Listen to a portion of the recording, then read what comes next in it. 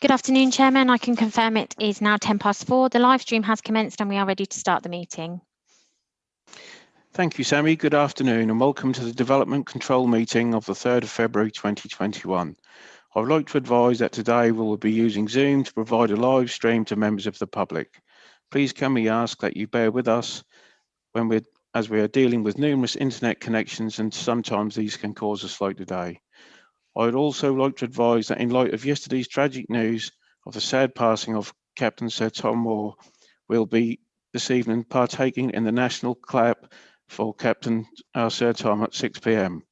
Also, our thoughts at this time are with everybody who have sadly lost their lives and been affected by the coronavirus.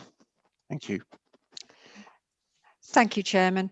Christina Webb will be your Zoom host for today, and Gordon Sutherland and Robert Parkinson will be the officers presenting during the meeting. Matt Seven is here to offer IT support if required, and Christina will be clerking the meeting today. During the meeting, all participants except for the chairman will be muted, and this should remain during the whole of the meeting unless you have asked to speak. May I take this opportunity to remind members that all members are invited to participate in the meeting, but would ask that you use the raise hand button which can be found at the bottom of the participant screen should you wish to speak on any matter. The chairman will be notified of your request and he will then invite you to speak. Once you have been called to speak, please could we ask you to unmute yourself and then once spoken, mute yourself again. Anyone who has telephoned into the meeting will be invited to speak after all those that have raised their hands have spoken. When asking a question, please could we ask members to refer to page numbers within the report agenda for ease to officers. If we have to adjourn the meeting, the chairman will advise of this and the anticipated length of the adjournment. When voting on an application, this will be undertaken by a roll call of those members present. Once your name is called, please unmute yourself and respond accordingly. When confirming the minutes and noting delegated and appeal decisions, unless any member raises an objection on these matters, these will be confirmed by assent. Members can only partake in voting on an application if they have been present for the entire discussion on that application. Thank you, Chairman. If we could now undertake a roll call of members present. Councillor Anderson. Present. Councillor Bird. Present. Thank you. Councillor Fairhead. Present. Thank you. Councillor Flaxman-Taylor. Present. Councillor Freeman. Present. Councillor Hammond. Present. Thank you. Councillor Lorne. Present. Thank you. Councillor Mogford. Present. Councillor Myers. Present. Councillor Wainwright. Present. Thank you. Councillor Williamson. I believe Councillor Williamson will be joining us later, but obviously if he joins during this item, he will not be allowed to vote. Councillor A. Wright. Councillor Tony Wright. Thank Present. you. Councillor Barbara Wright. Present. Thank you. Officers present this evening: Gordon Sutherland, Senior Planning Officer, Dean Minns, Planning Manager, Robert Parkinson, Development Manager, David Gleason, Development Director, myself, Christina Webb, Executive Services Officer, and Sammy Wintle, Corporate Services Manager. Chairman, we can now start the agenda items. Thank you, Christina. Firstly, I would just like to welcome Rob Parkinson, our Development Manager, who's taking part in the meeting this evening. Welcome to the committee.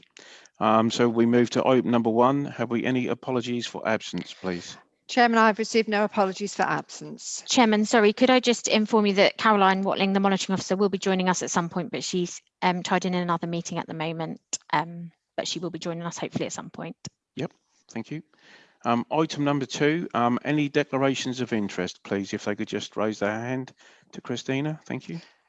Councillor Flaxman-Taylor.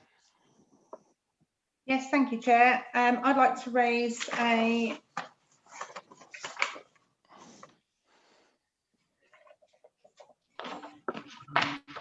sorry, Chairman. I'd like to declare an interest in the item in Goldstone. I have been approached by the objector and I also know the applicant. I won't be voting on the matter, but I will be speaking as ward councillor. Just to confirm, Councillor Flaxman-Taylor, which item there is, because we've got 2 in Galston. Sorry. Item number 6. Thank you. Sorry. Thank you. Anybody else? I can see no other hands raised, Chair. Okay, so we move to item number 3, the minutes. The committee to confirm the minutes of the meeting held on the 25th of November 2020, which can be found on pages 5 to 19 of the agenda pack. If no member objection is raised, these minutes will be confirmed on assent. I have Councillor Wainwright. Councillor Wainwright? Yeah, Mr. Chairman, on page 12, 4th paragraph down, it says I proposed and seconded the application. I don't think that's allowed. I think I did propose it, but I didn't second it as well. Okay. I don't know who did. Thank you. Somebody did. That was probably Councillor Williamson. It's my fault. I will check my notes and make the correction. Sorry about that, Chairman. Anybody else? No? No, can't see any other hands. Thank you. Okay then, so it's item number 4 minutes, and the committee to confirm the minutes of the meeting held on the 13th of January 2021, which can be found on pages 20 to 33 of your agenda. If no member objection is raised, and these minutes will be confirmed on assent. All happy? Yeah, can't see any hands, Chairman, this time. Okay, thank you. So we move to item number 5, which is the application for Highfields Equestrian Centre, Newport Road, Hemsby, and that's with Senior Planning Officer Gordon Sutherland to present on pages 34 to 47 of the agenda. Over to you, Gordon. Thank you, Chair.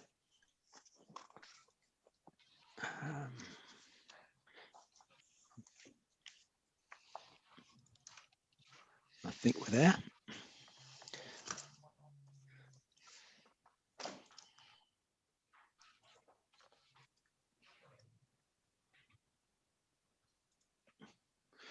Thank you, Chair. Sorry, just doing a bit of technical stuff to get going. This is an outline application for a major residential development. Permission in principle is being sought, including the point of vehicular access, which would be taken off of Yarmouth Road. Reserved matters of appearance, landscape, layout, and scale would require approval in future if outline permission is granted. An indicative layout for 150 dwellings has been submitted as part of the application. The slide in front of you is an aerial shot of the site. I'll show you on the next slide, but this is the area that we're talking about.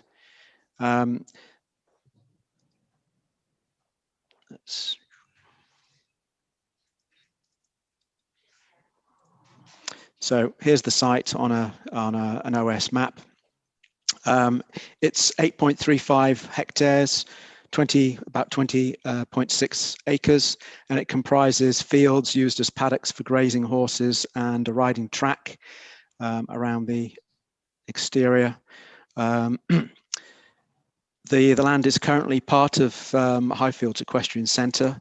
The land is roughly oblong in shape with longer eastern and western boundaries, as you can see from the slide. To the south are open fields. To the west across Yarmouth Road. Actually, we'll go back. To the west across Yarmouth Road, you've got Hursty's Family Fun Park, the Jet petrol filling station, and towards the northern end, you've got a line of interward dwellings on Yarmouth Road. And then to the north, you've got the rear gardens of properties on Newport Road. This is the equestrian centre over here on the right. So there are kind of scrappy brambly hedges along Yarmouth Road and along the southern boundary. There's a line of trees along the side of the equestrian centre, which screen the buildings from the west. And there's a short length of hedge and some trees in this northwest boundary, this northwest corner. There's a bus stop located just about here on Yarmouth Road, which is about a 10-minute walk from, the overall site is about a 10-minute walk into, along Kingsway into the centre of the village. So there's a footway all the way along Kingsway.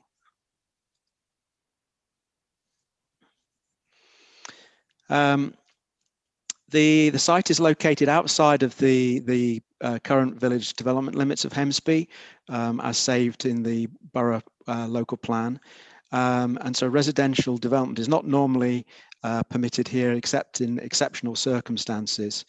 Further to the east, you've got along Newport Road, you've got the Sundowner, Holiday Park and Hoppers Caravan Park, which are within an area designated as primary holiday accommodation. The site has not been included as part of as a draft allocation in the Council's Emerging Local Plan Part 2.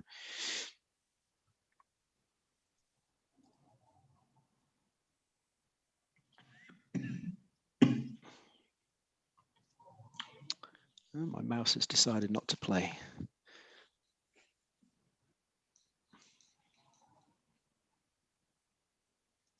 Yeah, sorry, it's come. So this next slide shows the site edged red, and then this is an indicative layout of a housing development. So the master plan is for 150 dwellings with an access on Yarmouth Road at this point here, which is a little bit south of the Jet petrol station.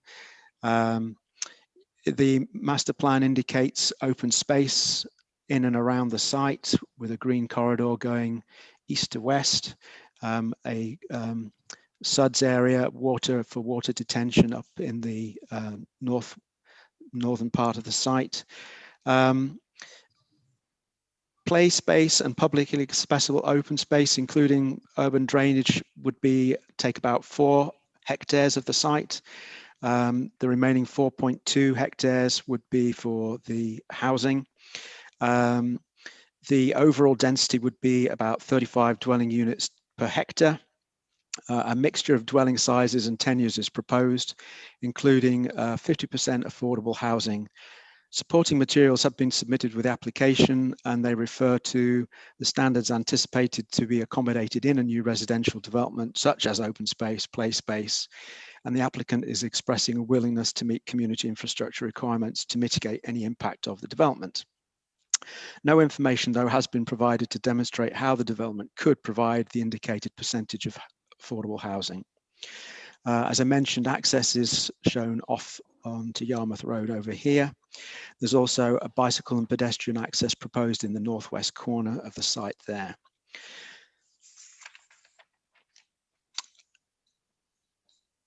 In terms of consultations and representations received, Hemsby Parish Council are objecting to the application on the following grounds: that it's on Grade 1 agricultural land, that development could set a precedent for development on the opposite side of Yarmouth Road.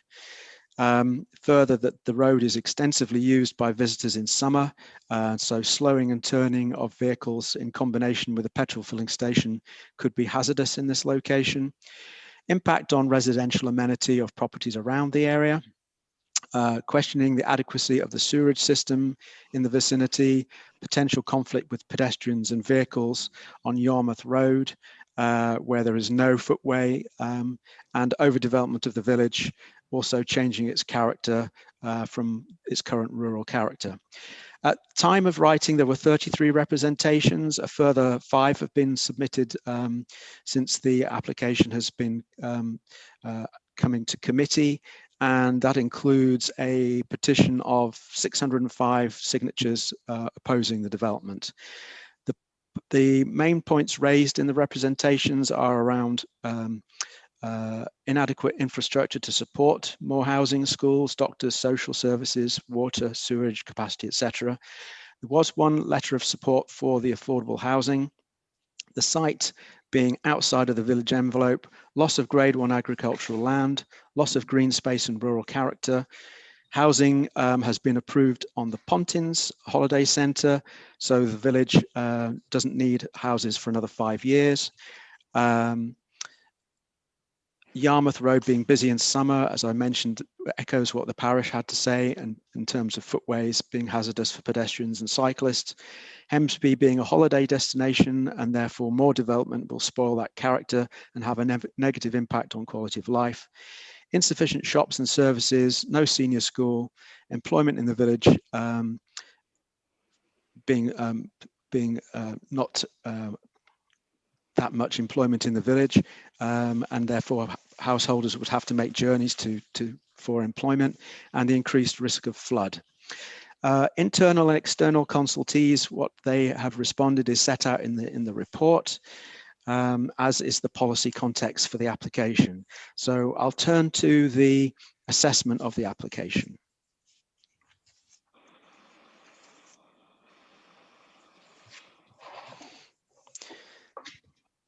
So in this case, we're really looking at it in the context of the sustainability. The borough's core strategy seeks to support sustainable development, which is environmentally, economically, and socially beneficial. And in the borough has planned and identified more than enough residential development sites to meet its obligations for the designated planned period. The site, as I said previously, lies outside of the Hemsby development boundary in the adopted local plan, where new residential development will only be permitted where it's in exceptional circumstances. With the resident population of 3,000, Hemsby is identified in policy CS2 of the core strategy as a primary village settlement, having a small range of services and opportunities for employment, retail and education. But it serves a limited local catchment and contains a lower level of access to public transport. In this case, the site is located on a road having a bus service. It's within walking distance to the primary school, doctor's surgery, small supermarket, post office and village centre. Norfolk County Council have advised that Hemsby Parish Council will likely be at capacity as a result of the development of the site and other sites in the vicinity.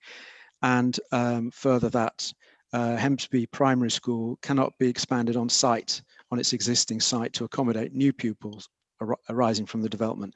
So therefore, pupils would be likely to be travelling to Ormsby, and therefore this tends to reduce the sustainability of the location of this as a development.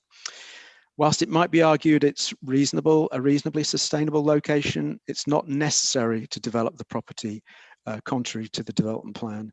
It's considered that to do so is not economically, socially, or environmentally beneficial at this time. In particular, there's a major residential development of 190 dwellings has been allocated at the former Pontin Centre, holiday centre, within the local plan period, which is deliverable within the 5-year timescale. In terms of housing supply and delivery, the National Planning Policy Framework puts significant weight on deliverability of housing developments and requires the local planning authority to identify a 5-year deliverable supply.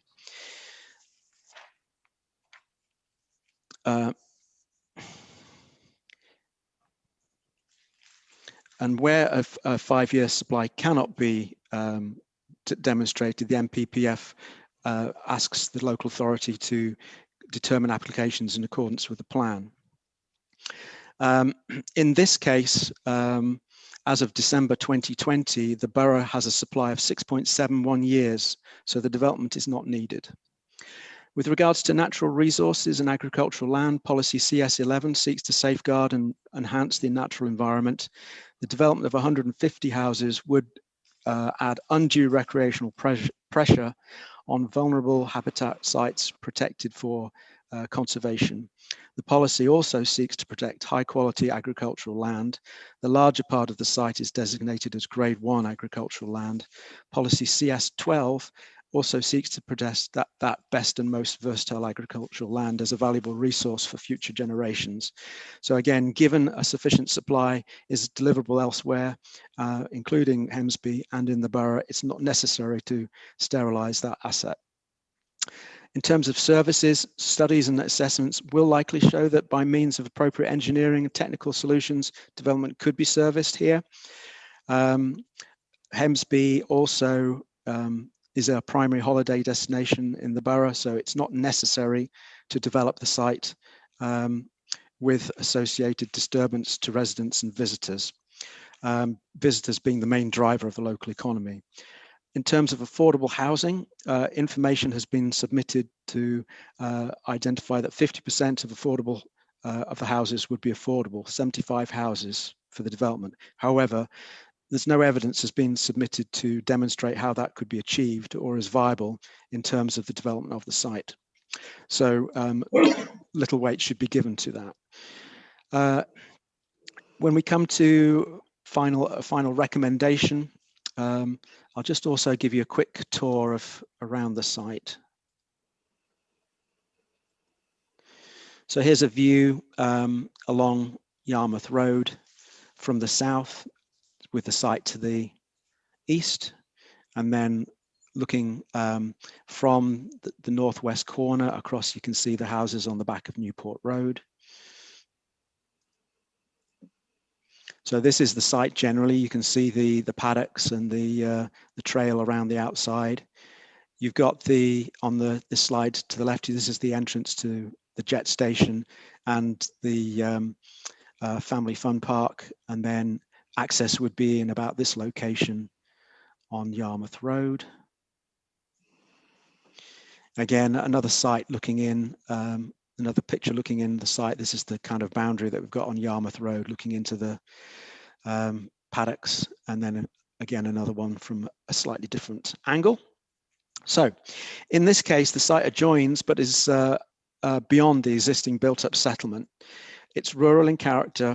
It supports an equestrian use that would normally be expected in a countryside location.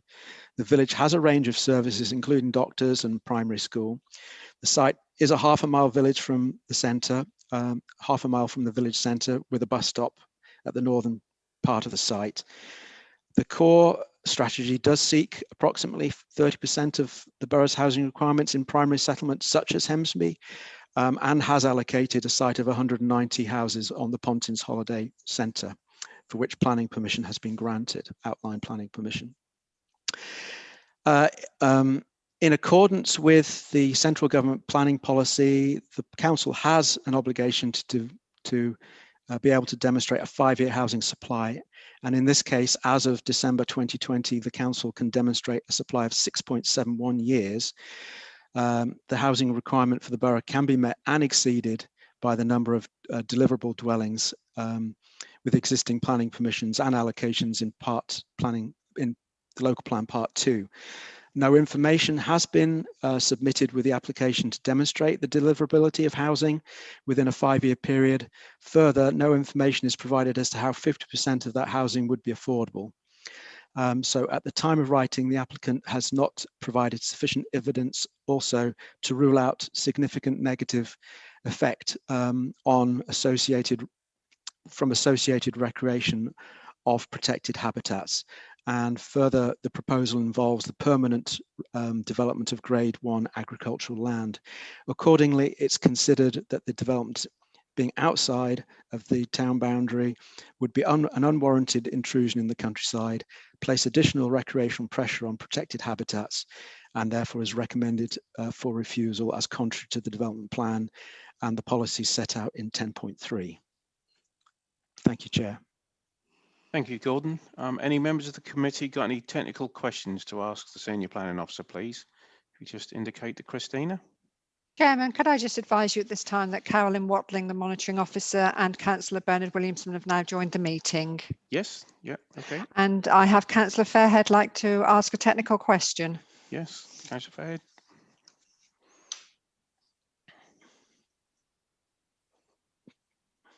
Councillor Fairhead, can you unmute yourself, please? Sammy. You're still muted, Councillor Fairhead. Sorry?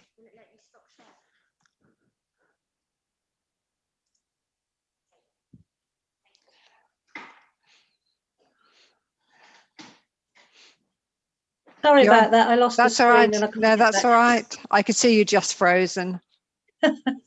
Okay, I'd just like to say I think I should have declared an interest because I do sit on the drainage board and I'm never quite sure whether I meant to identify that or not. But anyway, page 37 and 5.5, the Broads board, the Broads drainage board, we're looking for a site investigation. Are we sure if that's been taken up or not, and what was the result for that? It was to do with the drainage of surface water. Thank you. Thank you. Yes, they have provided a flood risk assessment, and I think from recollection, the drainage board was looking that they can confirm the infiltration capacity of the ground, as well as testing and monitoring in accordance with the BR 365 guidelines. So basically, they're saying that if the development was to be permitted, it would need to be done at greenfield runoff rates. So the applicant would need to demonstrate that during the course of a reserve matters application. Okay, thank you. Chairman, we have Councillor Mogford who'd like to speak. Councillor Mogford. I am sorry, Chairman. I have neglected to declare an interest. I also sit on the drainage board. Sorry about that. Thank you, Okay. Councillor Mogford. Any other technical questions? I can see no further hands raised, Chair. Okay, so at this stage, I invite Mr. Peter Atkin as agent to come forward to speak, please. Hello, Hello. Mr. Atkin. Can I just confirm that you have 5 minutes and I will give you a reminder when you have 30 seconds left. Thank you. That's great, thank you. Good afternoon, everyone. This application represents a high quality scheme for 150 much needed new homes, half of which are to be affordable, and located within a highly sustainable and accessible location where new growth is to be directed in line with the Council's adopted core strategy. The principal matter in relation to this application concerns the Council's ability to demonstrate a 5-year housing land supply and the need for this site to come forward now. The officer's report states that the Council can, as of December 2020, demonstrate a 5-year supply and that therefore the need for this site is questioned. This is, in our opinion, too simple an assessment of housing need in the borough, and the Council's position results from the goalposts moving at the national level as opposed to the Council meeting its own identified housing needs at the local level. The primacy of the development plan remains and against the adopted core strategy, housing requirements, the Council has failed to meet its own housing delivery targets. Based on the Council's published figures, we calculate that the Council can only demonstrate a 4.5-year housing land supply against the target set down in its core strategy. As such, the policies of the plan have been ineffective in delivering against housing targets, and therefore those housing policies should be afforded less weight in the Council's decision taking. And the need for new housing in sustainable and suitable locations such as this should be properly weighed into the balance. Moreover, we consider that insufficient weight has been applied to the significant benefits of 50% affordable housing provision as part of this scheme, far above the 20% policy requirement. The applicant has written to the Council confirming their commitments to 50% affordable provision to be secured as part of any Section 106 agreement, alongside other infrastructure requirements as set out in the committee report. Such an offer on affordable housing would not have been put forward were it not a viable proposition supported by a willing landowner or willing developer. Indeed, the applicant has 2 housing associations on board ready to take on both the market and affordable units at this site. In light of these factors, it is clear to us that significant planning benefits exist in support of the scheme which have not been fully reported to the committee. This site will make a valuable contribution towards addressing unmet housing needs in a sustainable location where new growth is to be directed alongside the provision of significantly above policy compliant public open space, providing new recreational opportunities for existing and new residents, including some 1.2 kilometres of new walking routes on site through attractive landscaped areas and enhanced children's play areas, for which the Council's evidence base identifies a specific shortfall in Hemsby. As such, we consider the application will contribute positively to the overall recreational offer of the area. As you've heard, since the publication of the committee report, we have also submitted further information to demonstrate that there are no technical or environmental constraints to the development of the site in respect of biodiversity or flooding and drainage, and there are no statutory objections from a landscape perspective either, given the enclosed and currently degraded nature of the site and the opportunities for improvement the proposals offer. An application has been somewhat rushed to committee before we have been able to satisfy highways comments completely, but the outstanding highways issues primarily concern provision of further detail as opposed to objection in principle, and which can be suitably addressed via condition. As such, contrary to the conclusions put forward in the committee report, the applicant contends that the site is in fact needed now to help the council meet its identified housing needs, and that the site represents a wholly sustainable, acceptable, and deliverable scheme in all other respects. Thank you. Thank you, Mr. Atkin. Any members got any questions for Mr. Atkin, please, if they could indicate to Christina. Councillor Wainwright. Yes, thank you, Mr. Atkin. You said that you sent information into the planners regarding the affordable housing affordability.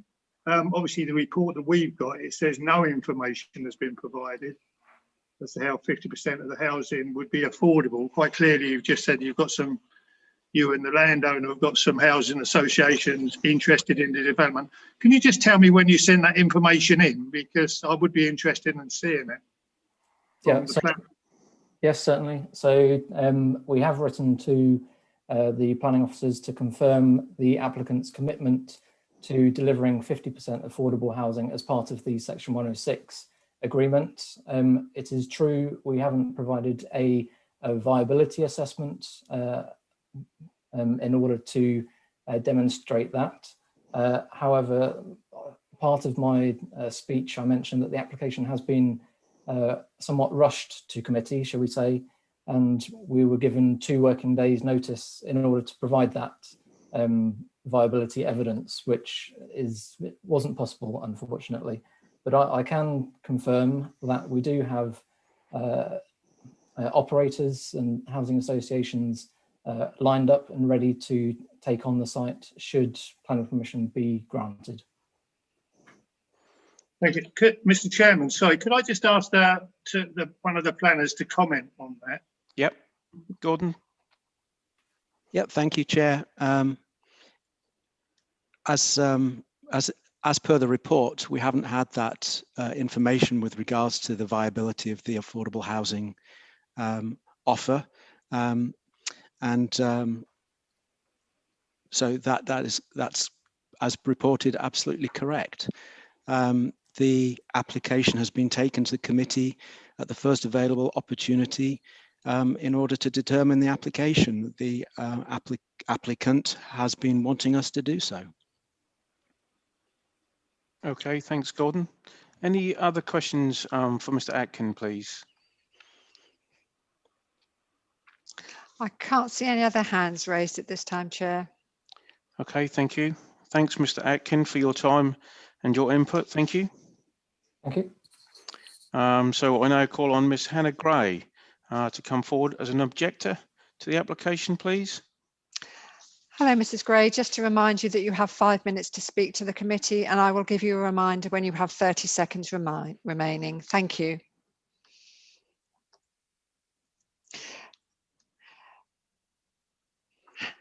Ms. Gray, if you could just unmute yourself, please.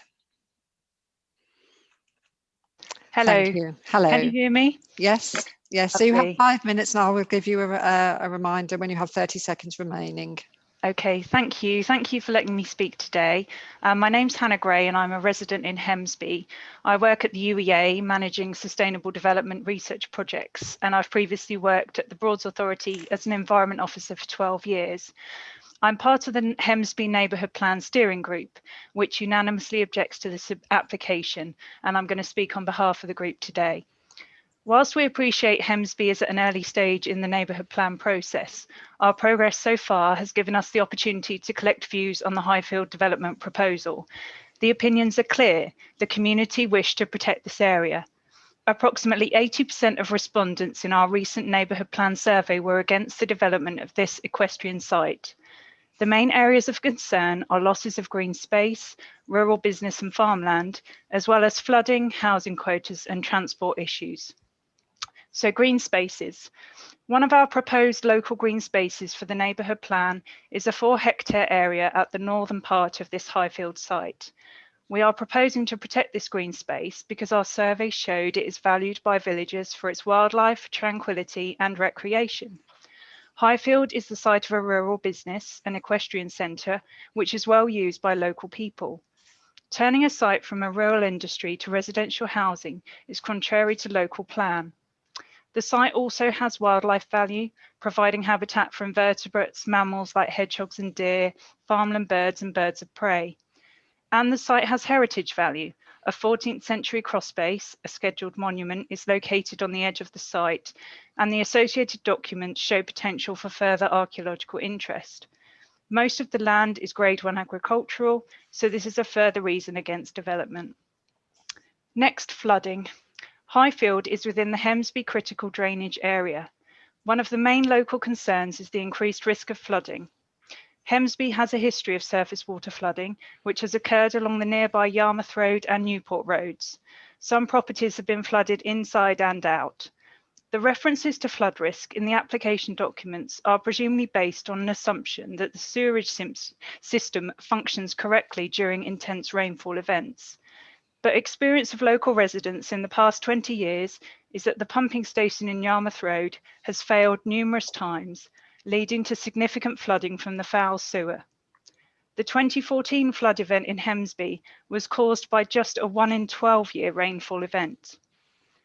We are concerned that more buildings on green fields will increase impermeable surfaces, which will increase runoff into the sewerage system, exacerbating the strain on the drainage infrastructure.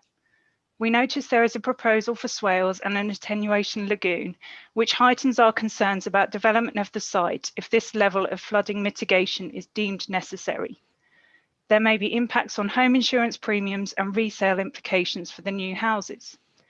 Now, scientists are telling us we are likely to get more intense rainfall as climate change kicks in the coming decades.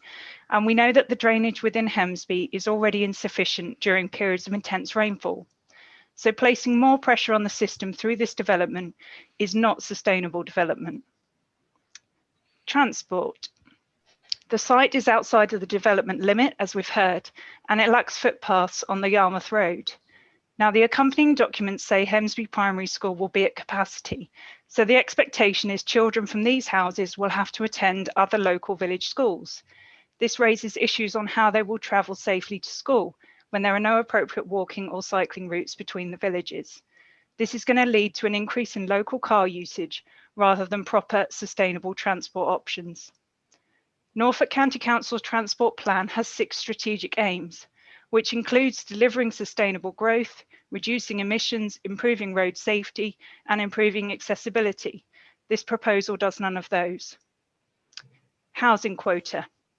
There is a general feeling that Hemsby has already accommodated many new houses in recent years.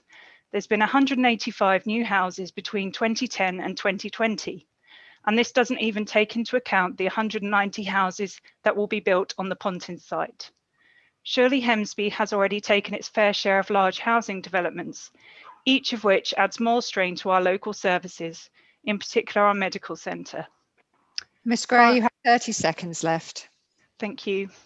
Finally, I'd just like to bring your attention to the local petition against developing this site that has gained over 600 signatures to date.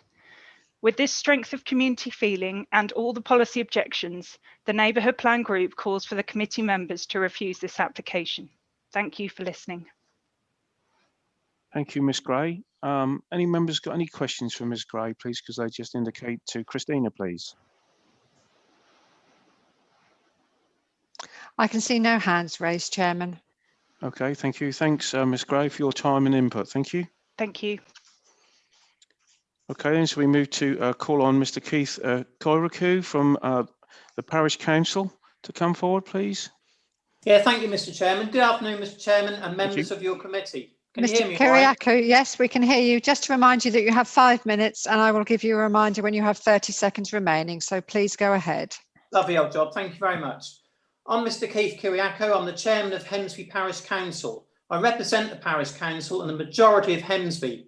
Myself and my councillors are passionate about our village and want what's right for our village. And I use the word village. Our neighbourhood plan group have collected over 605 signatures against this development, as well as in front of you is the Parish Council's views. The proposed land is on Grade 1 agricultural land and is outside the Hemsby development boundary in the local plan. As you are aware, we as a village rely a lot on summer tourists. Just wondered where the extra jobs would come from with all these developments, especially if this one was approved. As a village, we already have our quota of housing now, let alone the next 5 years. Why make our village? I use the word village into a concrete jungle. Once Grade 1 agricultural land is gone, it's gone. This development is contrary of the development plan. It's a money-making scheme. Mr. Chair and your committee, please refuse this application because it would be the right decision to keep our village a village. Mr. Chairman, thank you very much for your time. Thanks ever so much. Any members got any technical questions, please? Chairman, I can't see any hands raised. Thank you, Mr. Kyriakou, for your time and input. Thank you. Thank you. I now call on ward councillors to speak, and I understand Councillor Gaylor wishes to speak. That's correct, Chairman. Councillor Gaylor. Councillor Good Gaylor. afternoon. Yep. Hello, Councillor Gaylor. Just to remind you that you have 5 minutes to speak as ward councillor, and I will give you a reminder when you have 30 seconds remaining. Thank you very much. I would first of all like to mention that I also sit on the Broad's internal drainage board, although I don't see any direct conflicts in this. I will certainly declare that. I'm reflecting opinions of the neighbourhood plan, the parish council, and of course of my ward parishioners here. And just to summarise briefly, that we've already heard that this application is outside the village envelope, that we would be losing a lot of Grade 1 agricultural land, and that the borough already meets the 5-year housing land supply, and further that there are about 190 affordable class homes which are in progress on a, I think these will be provided on a help to buy scheme on the old Pontin site, and further that there is concerns over dangerous access at a rather busy part at the entrance of the village. I might mention that anyone who's sat at around 9 or 10 o'clock in the morning during the holiday season will see droves of visitors who are leaving Hemsby to go and spend their time in Great Yarmouth and Galston. So unless you've actually seen that happening during holiday periods, you might not appreciate quite how bad that traffic situation is going to be. Moving on, I want to highlight a couple of other things. And what we know is that running through the NPPF, the core strategy and the local plan, is a need to do our planning in a sustainable way and have sustainable communities and economies. Hemsby has a very much dependent upon leisure type economy. I think something like about 90% of Hemsby's businesses work either supporting or within the holiday industry. And this business that was being carried out or is being carried out on this site is one of the few that is really a year-round business and is not dependent upon the leisure industry. So in terms of diversification of the economy, I think it's quite important that we keep this separate and that this continues into the future. Clearly, if the business owners no longer want to run that business, they would be able to sell the land, or the business as a going concern. So there's no reason why it needs to close. The other item is that in conversations with planners and at various coastal meetings, I've been given the impression that the Newport area would be the remaining area that would have two functions. One would be for the rollback of businesses and for domestic homes that might be lost to the sea. And secondly, if there was a requirement to add to the existing leisure industry business area. So it would be sad to lose this particular piece of land in that instance. Finally, that's it. Thank you very much. Thank you, Councillor Gaylor. Any members got any questions for the ward councillor, please?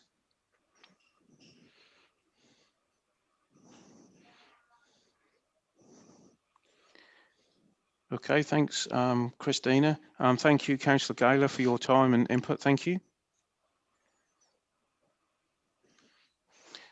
So as we move to the committee debate, I would like to draw members to 10.3 in on page 45. You know, the proposal is contrary to all those safe policies in that paragraph. And as of December 2020, you know, we do have a 6.71 year land supply, and this development is not required. So it's over to the committee and what they think.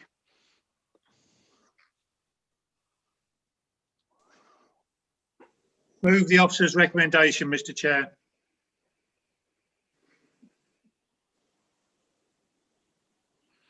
Councillor Mogford has requested to speak, Chairman. Councillor Mogford.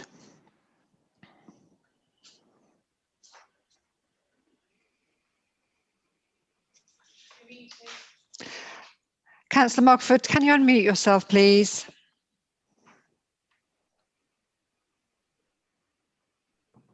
Yes, Chairman, thank you for that. Sorry about that. Yes, I'd be quite happy to second Trevor's proposal.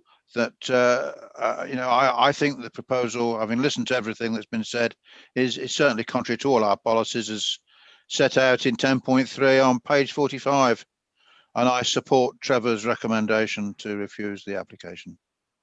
Thank you, Councillor Mogford. We have Councillor Flaxman-Taylor and then Councillor Hammond. Yeah, Councillor Flaxman-Taylor. Yes, thank you, Chairman. Yeah, mine was also to second Trevor's movement. I also will be voting against the report. Okay, thank you. Councillor Hammond.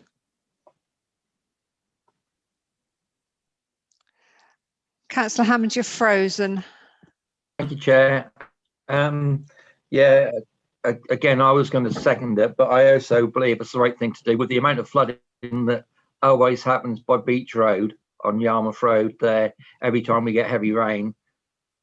It'd be madness to develop it. So yes, I'm all for refusal. Thank you. Okay, thank you, Councillor Hammond. Anybody else wish to add anything? Gordon Sutherland would like to speak, Yeah, Chairman. Gordon. Thank you, Chair. It was just to point out that received today some further advice from the Highways Authority. We had been seeking a recommendation from them prior to committee. Some additional information was supplied by the applicant with regards. Can you hear me? Yep. With Yes. regards to the access, and it was still not to the satisfaction of the Highway Authority. So I will add to any reason for refusal the Highway Authority's views. Okay, thank you, Gordon. Anybody else wish to debate anything? I can see no further hands, Chairman. So the proposal was Councillor Wainwright, is that correct? Yeah. That's correct, and seconded by Councillor Mogford. Yeah, okay then. So at this point, Christina will do the roll call. Please don't forget, this is to refuse the application as per the officer's recommendation. Thank you, Chairman. Right, I will now do the roll call, and it's for the officer's recommendation to refuse the application. Councillor Annison. For. Councillor Bird. For. Councillor Freeman. For. Councillor Fairhead. For. Councillor Flaxman-Taylor. For. Councillor Hammond. For. Councillor Lawn. For. Councillor Mogford. For. Councillor Myers. For. Councillor Wainwright. For. Councillor Tony Wright. 4. Councillor Barbara Wright. 4. Thank you. The application is refused as per the officer's recommendation, Chairman. Thank you, Christina. So yes, we move to item number 6 now, which is marine. Sorry. Before we start, Chair, sorry, Councillor B. Wright has just left her chair. So before we start, we'll just wait for her to come back to her Yes. seat, please. Yeah, no problem. I think I might have had a door. Yes. Yep. Okay, yeah. So we move to item number 6, Marine Parade, Galston, and that is with the new planning officer, Rob. Can I just advise that Councillor Flaxman-Taylor will only be speaking on this application in her capacity as ward councillor and will not partake in any discussion or voting on the item, Chairman. Yep, that's fine. Thank you. Thank you.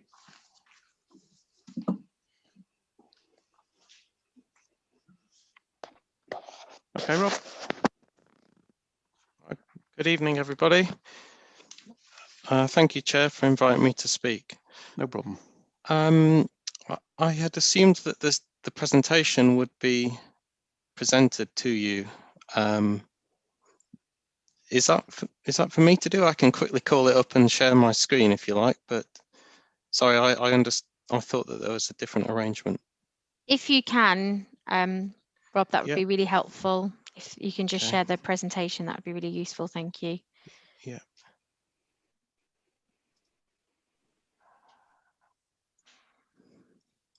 Okay, please bear with me. It's fine, take time.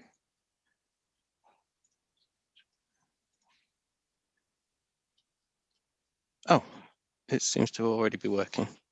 Okay, that's great. Thanks. So this is the proposal. We can't see it yet. We can't see it. Oh, I'm sorry. Rob. That's okay. It's come up on my slide.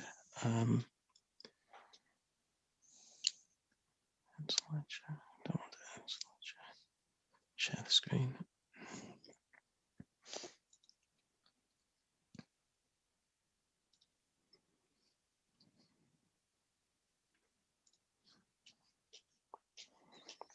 Okay, hopefully is that working now? Not yet. No. Not yet. If has Oh, here we are. Share. Oh, that's brilliant. Yeah. Okay. Lovely. Thank you. Okay. You just might need to go into. That's it. That's brilliant. Thank you.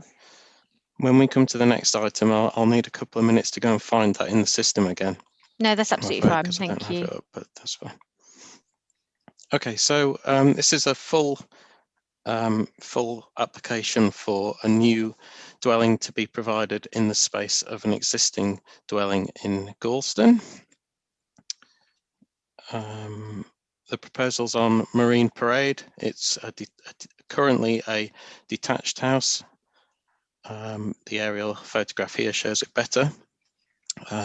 Traditional sort of red brick and tiled building amongst many sort of, I would say they're similar, but they're actually quite varied within a large plot fronting eastwards towards the beach. And the proposal is to demolish the existing and replace with what is actually a 3-storey building on a similar footprint at the front of the plot, whereby, if I can get my cursor to work, the 3-storey element is roughly where my mouse is pointing across here, and then the ground floor continues to fill a fair proportion of the site. The proposal is actually a 5-bedroom property with integrated garage. Now, our case officer, Rob Tate, has provided us with information on how the application was originally presented and consulted on through the first stage of public consultation, which showed the very square format, but it had these sort of 2-side, and that bit's fallen off the bottom of the plan, that's a shame, but a similar arrangement here. And that has since been revised, most notably to remove the side pieces on the first story here, and to be able to just bring in more horizontal emphasis and rearrangement of the windows and more timber boarding on this side, which overall has been considered by the conservation officers and Mr. Tate as being able to reduce the scale and the bulk of the building within the plot. The main difference between the existing is that where the current garage is in this existing arrangement, this is a single-story garage. In the new arrangement, we're looking at 3 stories right close to the boundary. The existing single-story garage does extend up to the northern boundary around here, and this is set back 1 metre from that northern boundary, but it does go up 3 stories here. And of course, at ground floor level, the development does extend for the majority of the length of the plot along this northern boundary here, up to 3.65 metres in height to a flat roof arrangement. The rear elevation has a series of platforms, but there's no proposed use of those exterior spaces. It's proposed to use a parapet around here, concealing solar PV panels. So these are the floor plans. We have a large ground floor plate with the integral garage, and then at first floor level 4 bedrooms, at second floor level bedroom and existing lounge living room areas. And in terms of artists' impressions, we can see it's quite a strident building, but it has been in our opinion, well proportioned to the plot and the scale of housing either side. This is the view with the southern neighbour here. So the existing character is described in the report as having quite a varied mix along Marine Parade, and I think that's a fair point. The plot is filled, the existing property and the proposed property will fill up a similar bulk on the front of the property with the same building line. The main difference being that the proposal brings the ground floor down to here and fills in where the existing conservatory is across here, and then puts the 3-story element in this corner as well.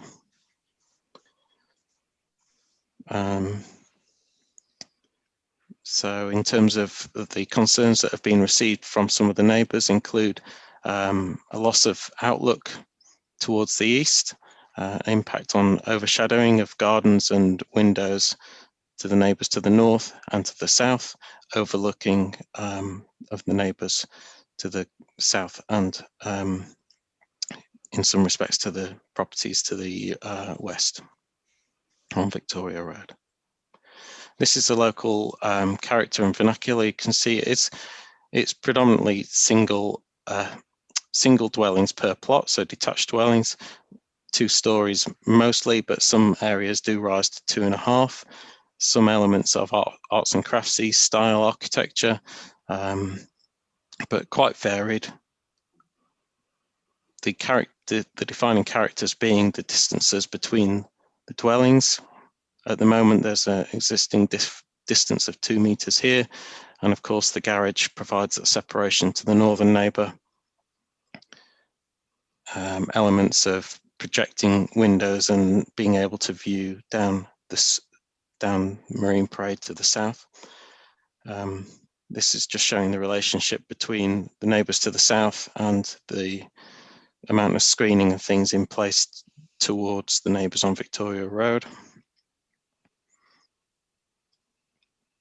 And again, these images, this one to the south of the site, just showing the character of Marine Parade. Quite varied. You can see the use of dormers and things to break up the roof lines.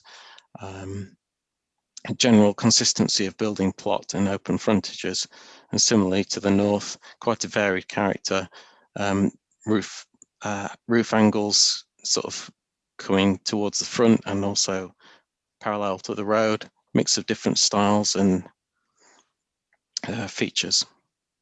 And it's proposed that including the new dwelling will provide a suitable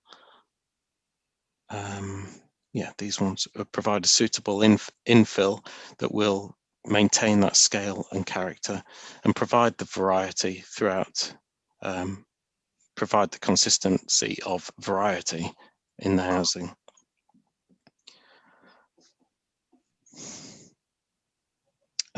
Various techniques have been used to minimise some of the concerns which have been listed in the report, including the use of obscure glazing to minimise overlooking to the south and to the north. And also the relationship has been explored between these properties, in particular to determine that there would be little impact in the sense of directly overlooking these properties from this northern elevation here. Our main concern in terms of the amenity has probably been the scale of the outrigger down into the garden. It's not dissimilar to what is found in on other properties here, but being only 1 metre away from the common boundary at 3.65 metres could have an impact. So that has been explored, but it's been considered that the gardens in the neighbouring properties are of a sufficient size and open nature to ensure that any overshadowing will not be to an unacceptable level.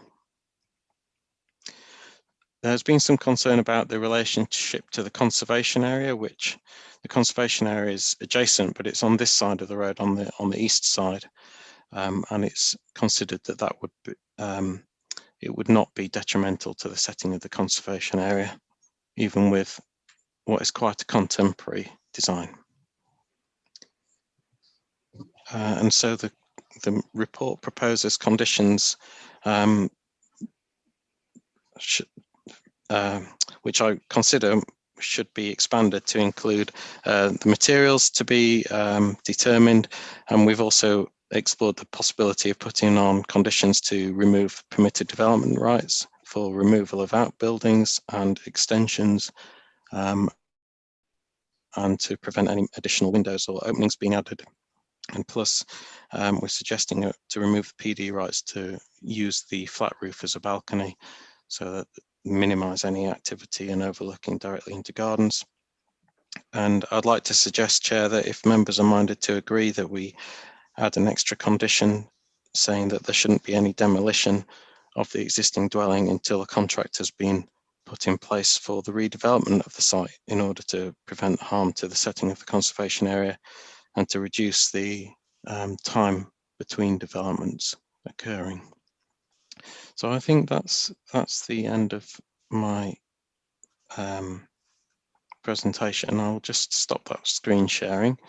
I would say that the report has set out all of the concerns that have been received, although we have had an extra letter of objection from a local resident who've picked up on some of the conservation officer's comments, and they've identified that those conservation comments have been predominantly about securing a suitable integration of the dwelling within the surrounding context, which notes that the existing development is a contemporary building with scale, design and features differing from the neighbouring properties, and the conservation officer goes on to say that the materials palette needs to be agreed, which we've recommended through condition.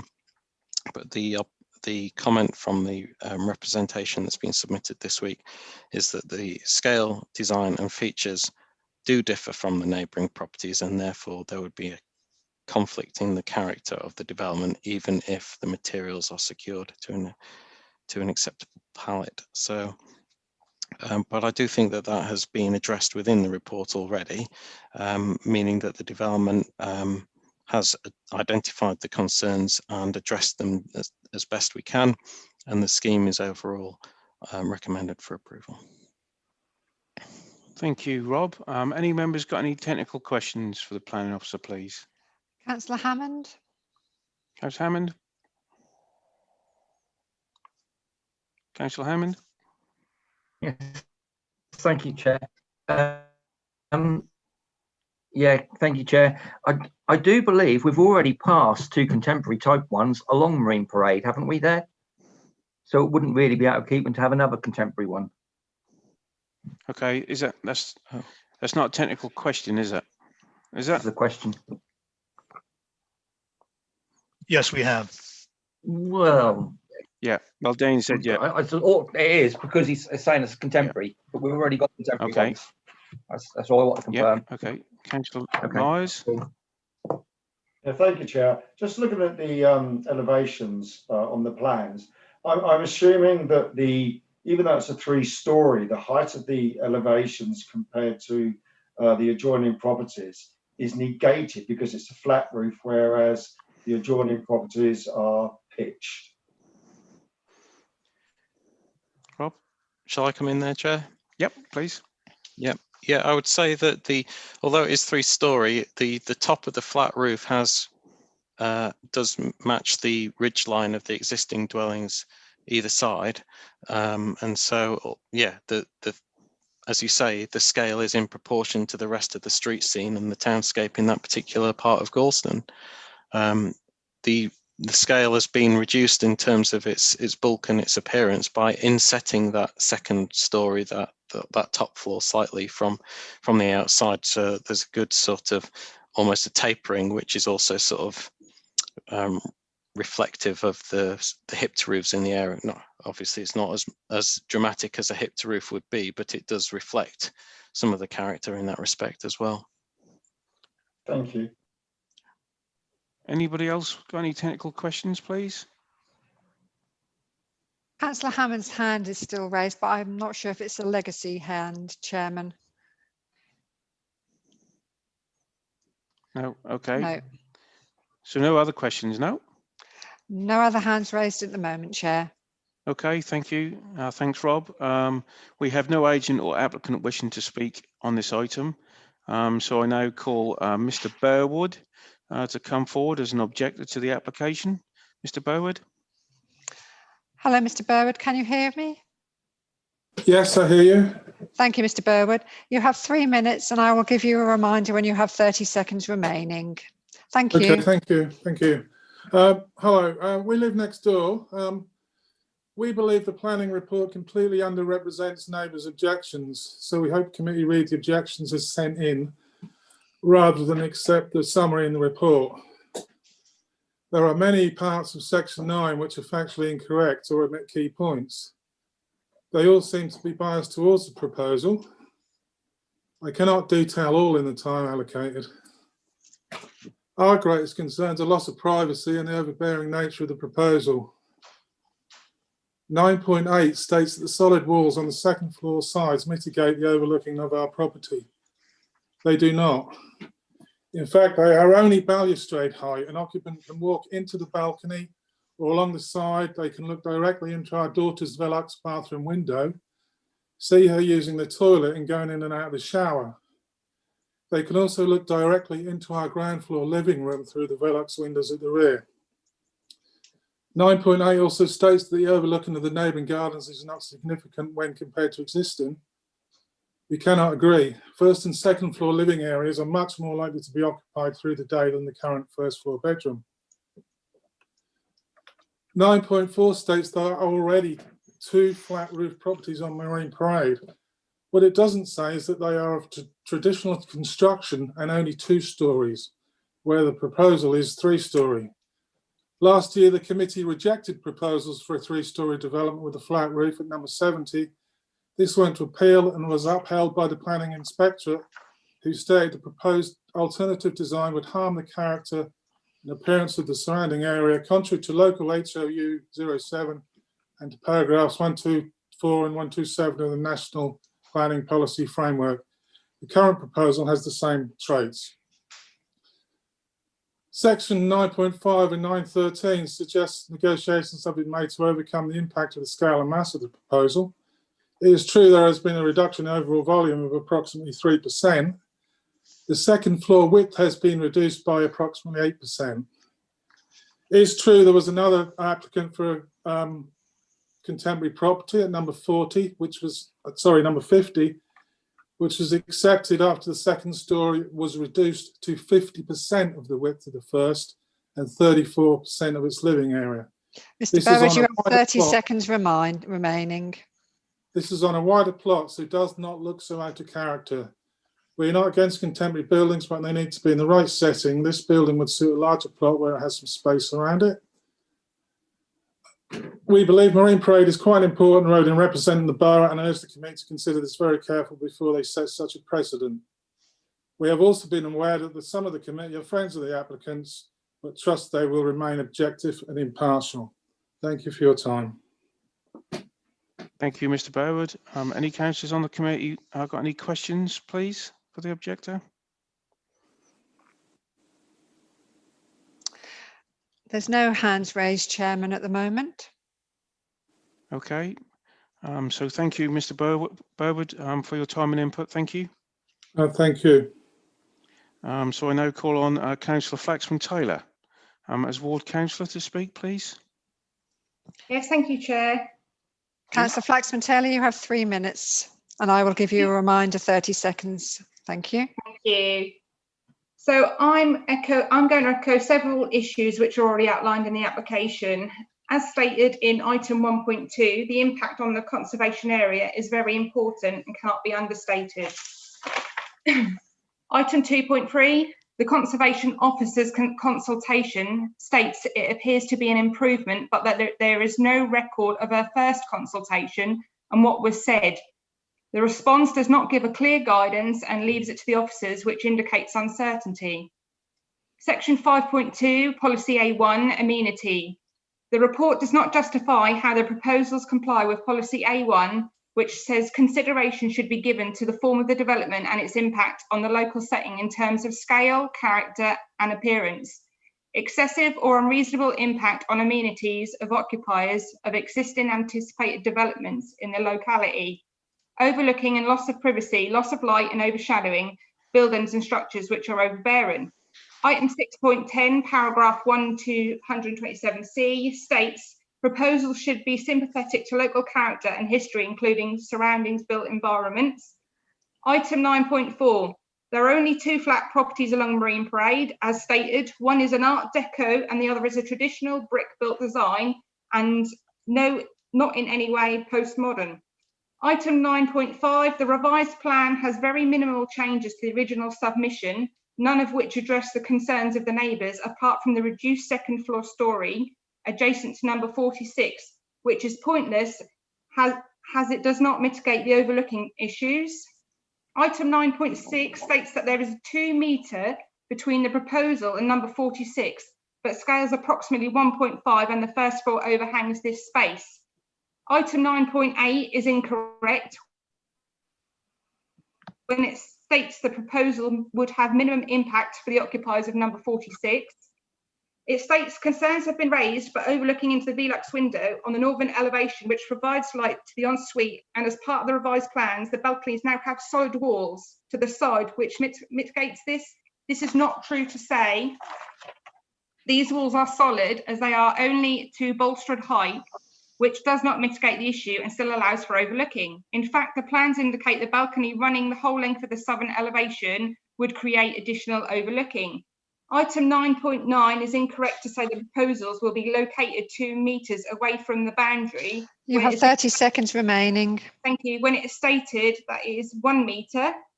Item 9.12 says the proposal would cover a large portion of the plot and therefore it is recommended to remove permitted development rights. It does not remove the possibility of future work being by withdrawing permitted development rights, as it only means they would have to apply for planning permission to achieve any new works, and it is very often possible to secure small extensions and minor works as initial impacts to the loss of time. The statements in the report have completely ignored the problems created by the proposal and are undermined the very serious concerns of numerous objections. Thank you.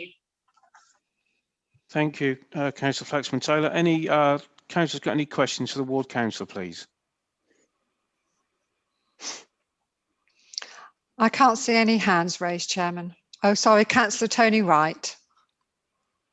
Just one. Obviously, Councillor Flaxman-Taylor has been through the report and dealt with this over a period of time. I was just wondering whether she portrayed those views that she had to the officers prior to this meeting, because there's a lot of concerns in there over the factuality of the of the report. So I was just wondering whether she spoke to the officers about the fact within that report beforehand. Councillor Flaxman-Taylor? Yes, they have. They've also been emailed.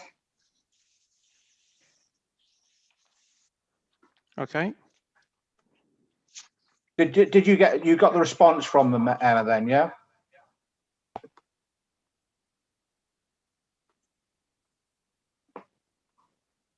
Not as of yet, Tony. Okay, thanks. Any other questions for the ward councillor? No further hands, Chairman. Okay, thank you, Councillor Emma Flaxman-Taylor. So we now move to the debate and what you feel we should do with this application. Councillor Myers. Councillor Myers. Thank you, Chair. Yeah, it's just a question for the development officer. Mr. Burwood raised an issue about a refusal of a previous application for a similar development. I didn't see that in the report. Could he enlighten me, or has he got any details on that, please? Rob? Yeah, I don't think there's any relevant planning history here at this site for a similar scheme that was refused, unless I've got my wires crossed. I think maybe, were you referring to another site, in which case we have to be careful about trying to make assumptions of what happened previously on a different site was appropriate to take into account in this development. I think Mr. Burr was relating to a previous development within the marine area of which other properties are, which was refused. So I'm not entirely sure about that, because it's not mentioned in the report. So yeah, I don't know where I'm at with that. Can I come in there, please, Chairman? Sure. Yep. Yeah. There have been sort of other applications down there. There's no doubt about that. We've had, including applications that have been sort of turned down by the committee, but also then gone to appeal as well, and which have been successful on appeal. The most recent one there, I think, which Mr. Burwood is referring to, was we had an application to actually amend the proposal, which was actually allowed on appeal. And we turned that down, saying under delegated powers, saying essentially that the scheme that had been approved was more appropriate for the area. So it's still a modern design, and that then went to the applicant, then actually appealed that decision, and the decision was actually upheld on appeal. So it was dismissed from that point of view. So essentially, what it really reverted back to was the original design. So again, it goes both ways on these things. Just because it's modern design doesn't mean to say that you can sort of refuse the application. Again, there has to be all these sort of, you have to take the considerations that are set out in this report there, and you have to take those on board as material considerations and give the weight that you as committee members consider appropriate to that particular application in there. And again, the number of these things sort of raised actually within Councillor Flaxman was coming out with there. A number of them are factual in terms of actually what's been said actually within the report itself there. And they then have actually been addressed throughout the report. Now, it may not accord with what the objectors are actually sort of consider to their mind as actually sort of being addressed in accordance with what they're thinking there.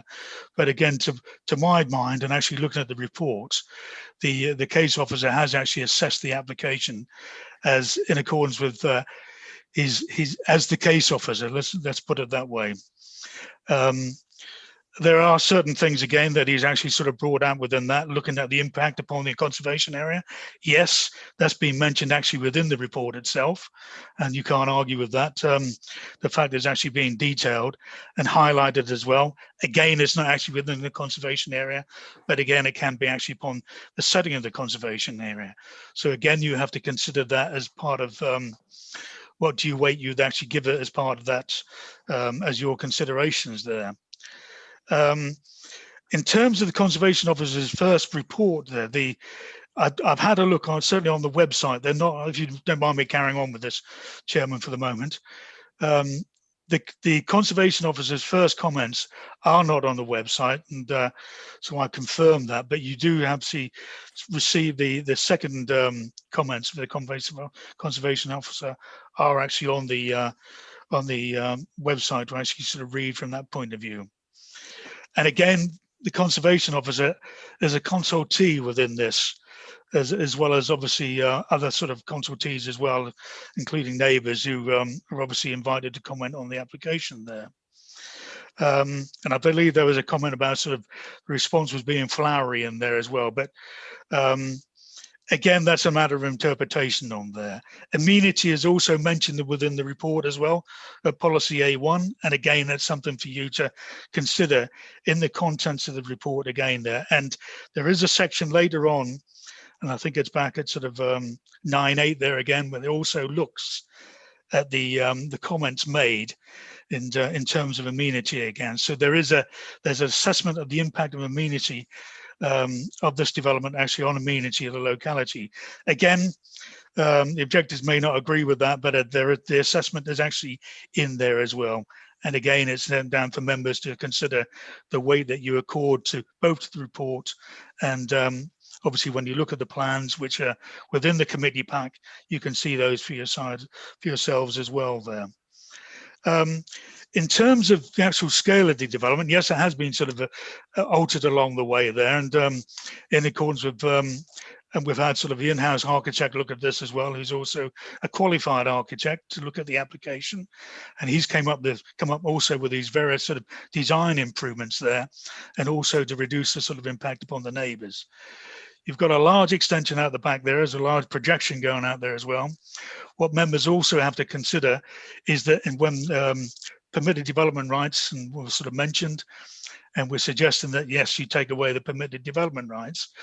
But in theory, the way that permitted development rights are allowed now is that you can actually put a projection out the back of one of these properties, subject to certain limitations and criteria, which would allow you to go 6 meters back on this from the original dwelling house there as well. So what we're saying in this, and Rob has sort of emphasized it, about taking away the permitted development rights, it is important to actually have control over the development there. Now, yes, you can then sort of, by doing that, what it does mean is that you, someone then who wants to sort of potentially extend the property under permitted development rights would actually have to then submit a planning application. There would be no fee for that, but nevertheless, you'd have to submit the application and then look at going back to the original reasons why you actually remove those permitted development rights in the first instance, and also then still assess the impact of that development upon the locality there. So, so it's not, you know, the very fact that you're actually removing those permitted development rights doesn't automatically allow then the person who's then going to resubmit an application that they're automatically going to get that approved thereafter there. But it has to be taken into consideration. Again, in terms of scaling as well, in terms of the scales that you sort of see actually on our website there, it is, you can scale off the website, but you need to know how to use it. And the measurements that Rob has actually put within the committee report here are taken using the sort of measurements actually on our website there, but taking those measurements from the PDF so that you can actually sort of, which then gives you a clearer sort of measurement, and also you utilize the scale that you've actually got on the website there as well. So again, it, you know, it's a true representation of the scale that's actually of the drawings that we had before is there and taken from it. But I do sort of admit that in terms, unless you actually know what you're doing with those on the website there, then it's difficult to do. Okay, I'll leave it there, Chairman. Thank you, Dean. Councillor Freeman would like to speak. Yeah, Councillor Freeman. Yeah, thank you, Chair. I'm not against modern designs, but I've heard talk of, well, there are other flat roof properties up there, but surely planning law isn't based on precedents. But my main concern, and I've had a good look at these plans and I've looked at Google Earth, is the effect that this development's going to have on the property to the north. Because if you look at the plans as submitted to us, currently there is a low brick wall. It says low brick wall, which to me low is probably metre and a half. That's going to be replaced virtually on the boundary by a wall 12 feet high, 3.65 metres, I think the officer said. The property to the north is actually quite relatively small. I think it's going to be totally overshadowed. I mean, this to me is verging on overdevelopment of the plot. As I said, I'm not against new designs, but I'm also concerned we have got the conservation area across the road, and you know, does it really fit in? I'm concerned. Plus the fact we've had 8 people make objections. We didn't hear from the agent or from the people actually who are doing the development. I'm just a little bit undecided as to where we're going to go on this one. Thank you, Chairman.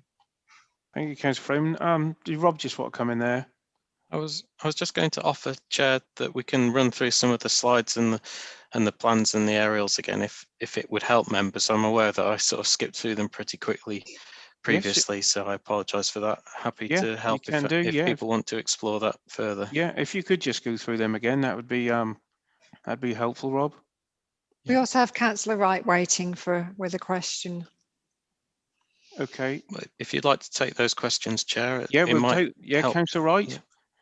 Just Chairman, just a very quick one in relation to my question to Councillor Flaxman-Taylor is: are the officers happy that the report that they've sent to us is accurate as far as they're aware? And obviously the questions that Councillor Flaxman-Taylor has posed to the officers, they did sort of question some of the factual points within the report itself, although obviously Dean has gone over many of those points. But I just want to know, are they happy that everything within the report is factual as far as they're aware?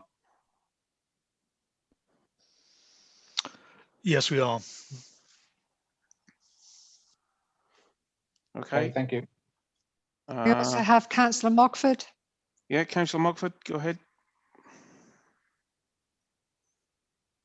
Thank you, Chairman. Yes, Chairman. An interesting problem is this. I am not very happy when I hear that people are going to be overlooking to such an extent. They're going to be able to look through bedroom windows and bathroom windows. This is a recipe for stress and trouble much further down the line. I thought that councils had rules and regulations as to what constituted overlooking and how far your visibility display should be from new windows looking into other people's gardens and so forth. Do we have rules and regulations on that to a Great Yarmouth Borough Council? And if so, could we be told what they are, please? Dean, could you just clarify on those points? Yes, I can. I think the starting point has got to be that you've actually got to look at what is there's an existing property on the site to start with there. So we're not actually introducing totally new sort of a new property into this sort of particularly sort of location there.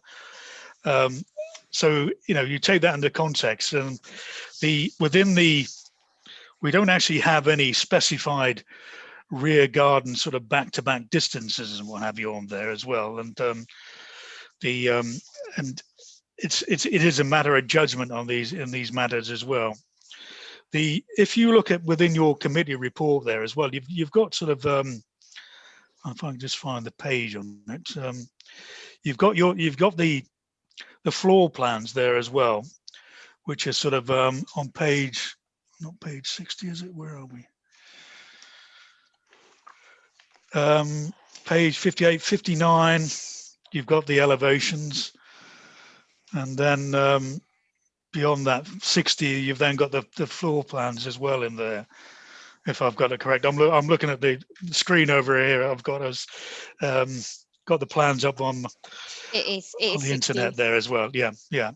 So you can then sort of see what you've got, and so you've got the obviously you've got the ground floor level there.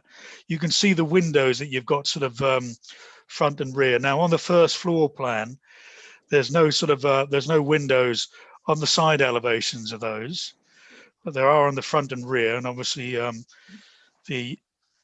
which was serving sort of 2 bedrooms or the 4 bedrooms at the first floor level, and then you've got a sort of landing window in there as well, and then you go across the second floor, and again you've got this sort of there's no sort of side windows, so to speak, in there, but you do have the sort of obscure glazing as a sort of the corner window that you've got, which then goes out onto the balcony there.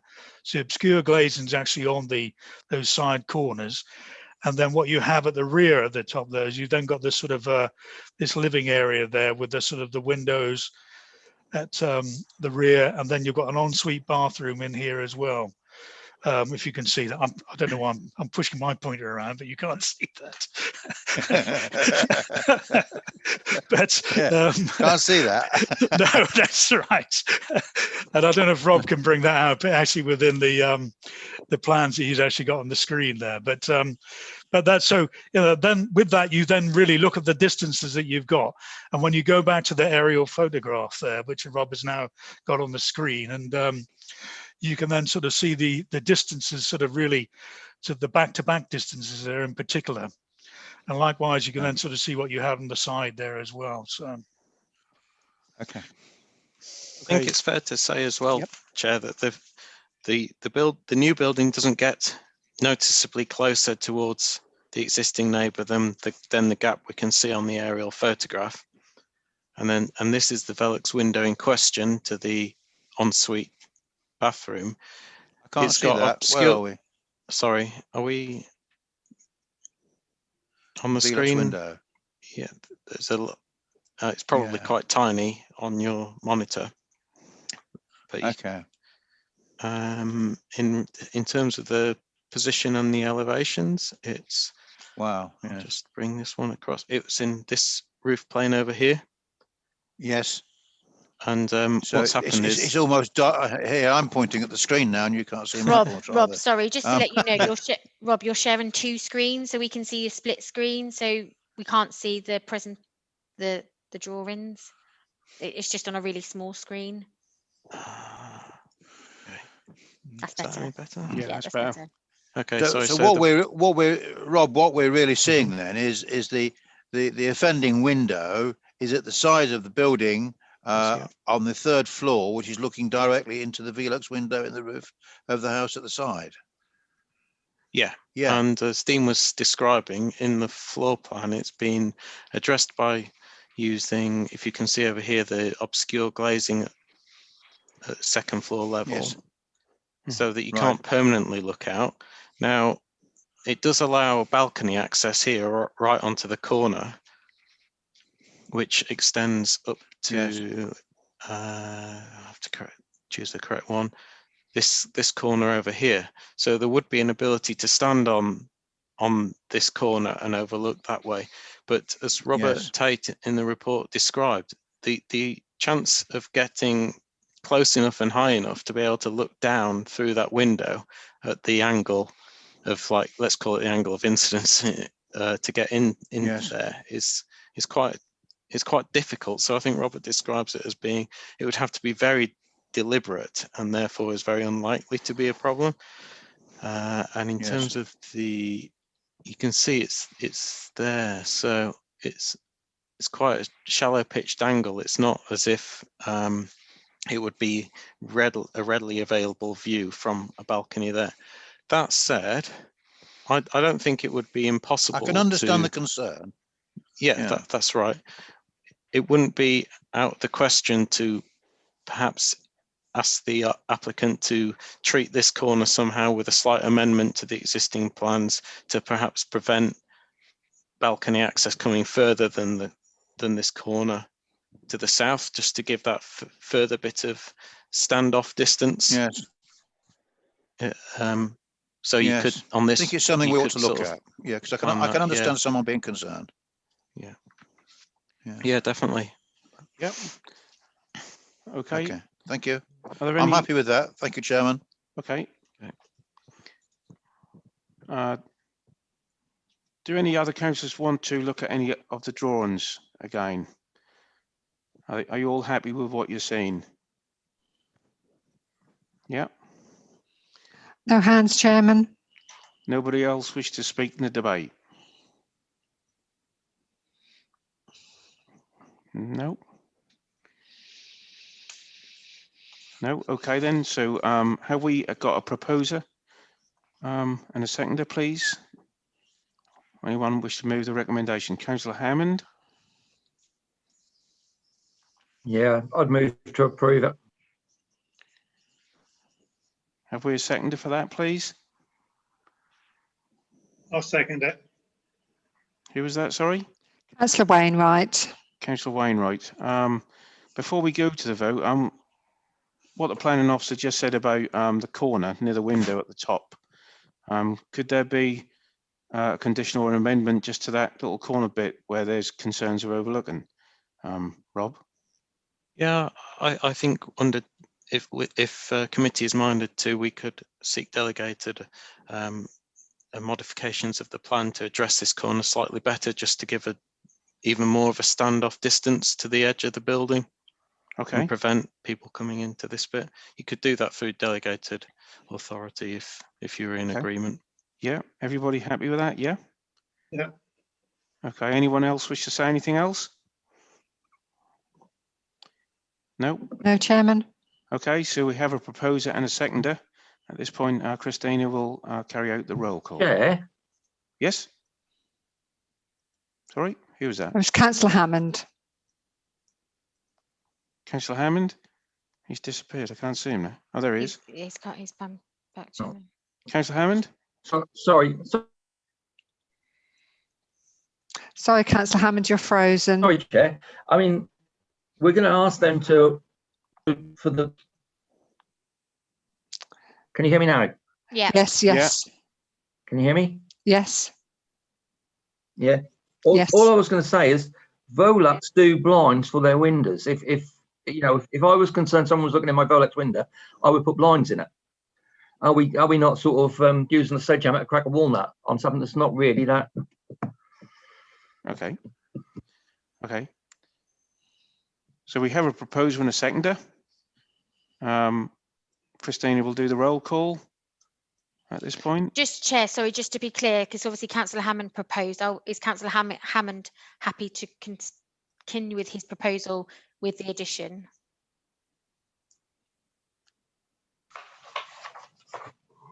Yeah, if that's what's going to take to get it through, yeah. But I just think sometimes it's a bit, we overthink things. Yeah, I mean, at the end of the day, if the applicant are prepared to do that, I Yeah, think that's as it stands, that's with a good for recommendation them. to. Yeah, sorry, Chair. I just wanted to get that clarified, Chair. Yeah. So he's happy to No, propose that's fine. us with that Okay. recommendation. Thank you. Okay then. Right, so I'll undertake the roll call for approval as per the officer's recommendation in the report. Councillor Annison? For. Councillor Bird? Against. Councillor Freeman? Against. Councillor Fairhead? Against. Councillor Hammond? For. Councillor Lorne? Sorry, Councillor Lorne, you need to unmute yourself. Sorry, for. Thank you. Councillor Mogford? Against. Councillor Myers? For. Councillor Wainwright? For. Councillor Williamson? For. Councillor Tony Wright? For. Councillor Barbara Wright? Against. Thank you.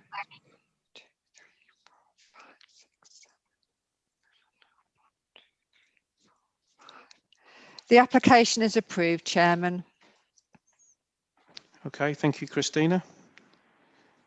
So we now move to item number 7, which is land at Plain Road, Galston. That's with Robert Parkinson. Sorry?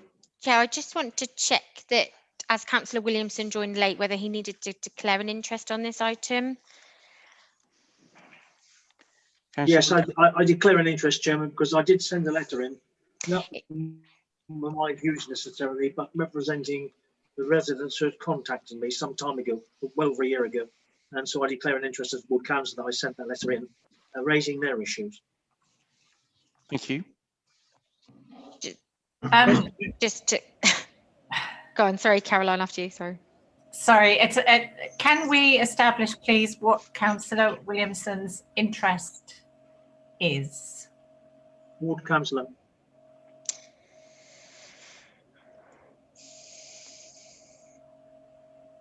Okay, are you predetermined, Councillor Williamson, if you have expressed those views?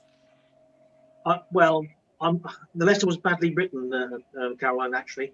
I should have not put I object, but the local residents object on this basis. So I'm quite happy to take part in the discussion, but not take part in the vote as ward councillor.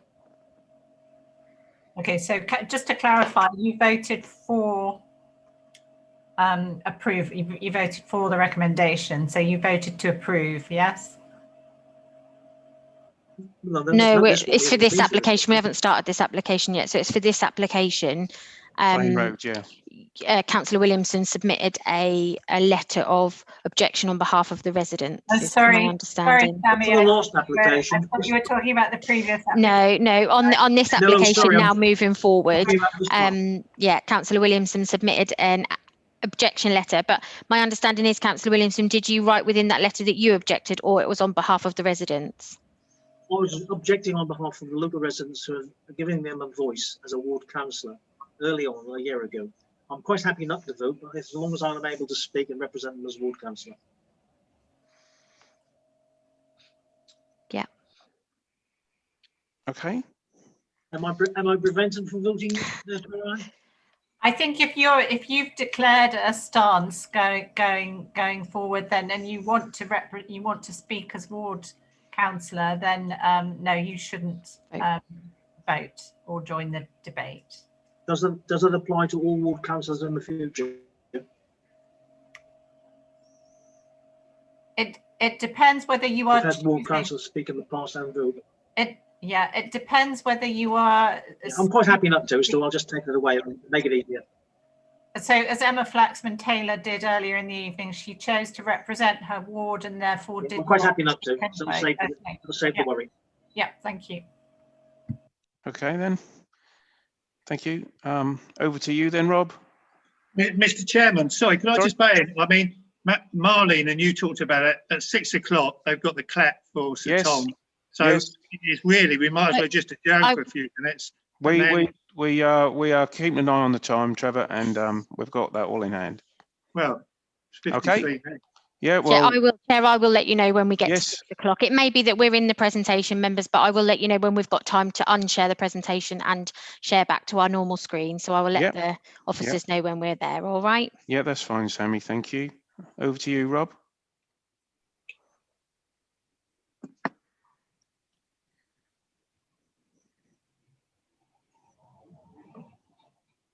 Okay. I hope this is visible.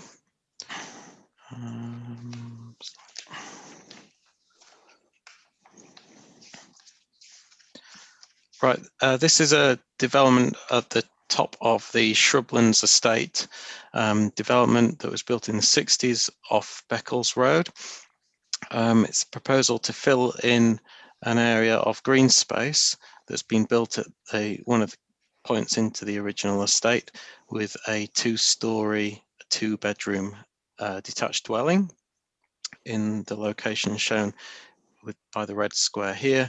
The rest of the application site shown in this extensive red line area is land that is also in the same control and ownership of the applicant, who recently purchased the site, we believe, from the Borough Council. It's noted in the report that the applicant has sadly passed away since the application was submitted, but this is being determined in the interests of his estate.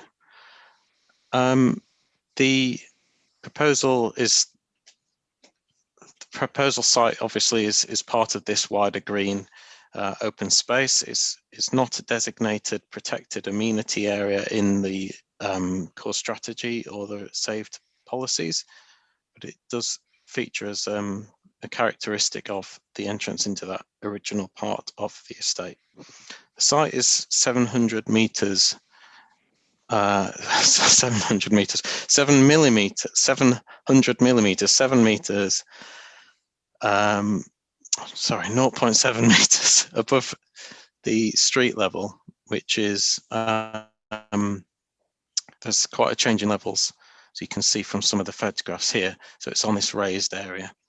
And the site access for vehicles is from Cotoneaster Court on the south side of the area here through a corridor of garages, with the frontage onto Plain Road and onto Beccles Road. And so the proposal proposes 2 parking bays here, with a bit of a tight turning area, but it is feasible within a few moves to have front driving in forward gear out onto Cotoneaster Court, pedestrian access at various points on the Plain Road. There was a number of representations submitted concerned about the present or the loss of a former tree, and the tree did sit originally where the house is now sited. The proposal is red brick at ground floor level, hardy plank timber effect cladding at upper floor level with grey slate roofing, hipped roofs, and it's been carefully designed after a couple of amendments to bring the scale down to a similar level as the scale of the terraced houses next door. So in the photos will show how that works, but you can see the very similar balance here, which is shown to be lower than the adjoining neighbours at 247 Beccles Road, this property over here. And the concerns about the existing trees on Plain Road show that an arboricultural method statement has been submitted, and the tree protection measures can ensure that the house is sited outside of the root protection zone with appropriate construction exclusion zones and tree protection measures in place. So this is the existing site. I know this banding across here makes it look like there's a garage or something, but this is just the flank of the terraced houses on this sort of 0.7 meters raised land level, filling in this gap here of a similar ridge height. And this is a view from, that would be east on Beccles Road, looking across the driveway to 247 Beccles Road. And again, Chair, we have, sorry to interrupt, we just have 2 minutes, Chair, so I didn't know whether you wanted to stop presenting now, so that we can get ready to do the clap for 6 o'clock. Yes, if we can just stop for a sec. Yep. Rob, if you could just stop sharing your screen for a second, yeah, and then we can just get back to the main screen, because this will be the screen that's live, and I will let members know when it gets to 6 o'clock.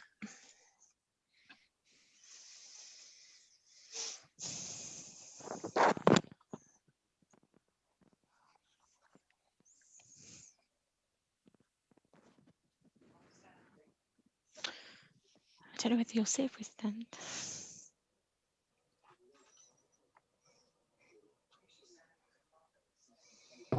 Yeah, well.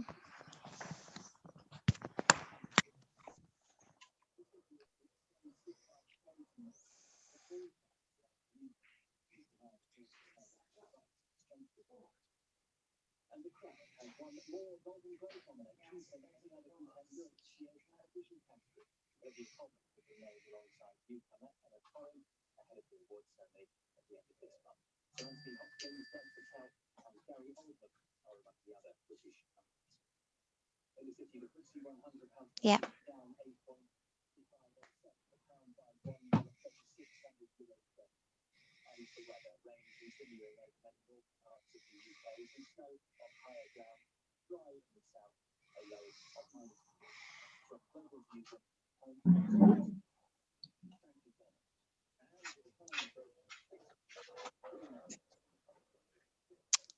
Yeah.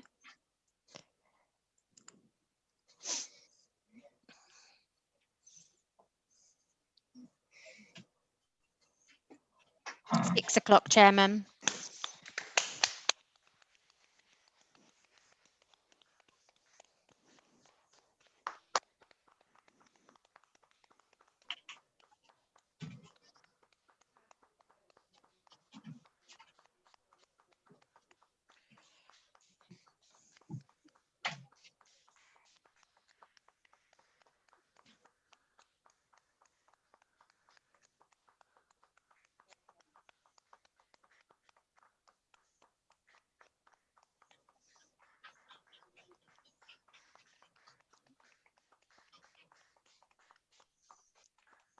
Thank you, members. Thank you. Thank you. Chair, if we could just wait for all members to come back to their screen, please.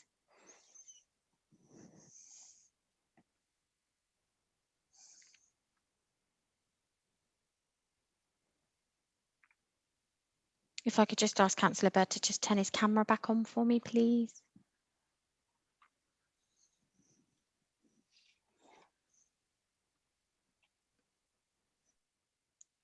And the same with Councillor Hammond.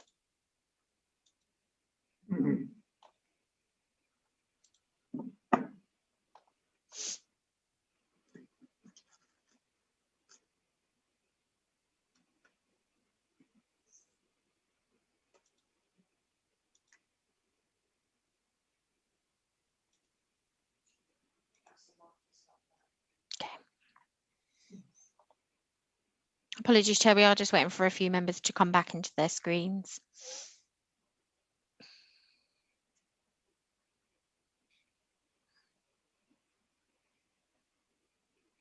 Thank you, Councillor Bird.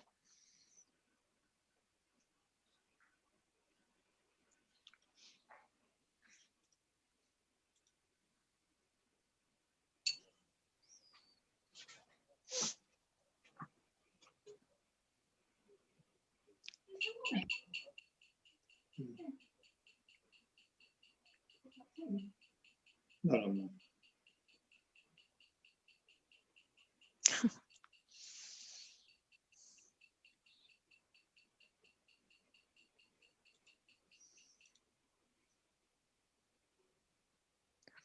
Councillor Hammond and Councillor Mogford, if I could ask you to return to your seats and have your cameras on, please.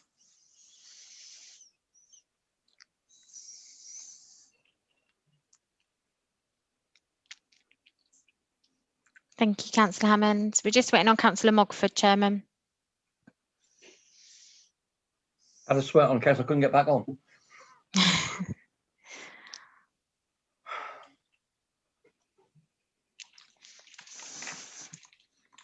For 10 minutes, 50 minutes.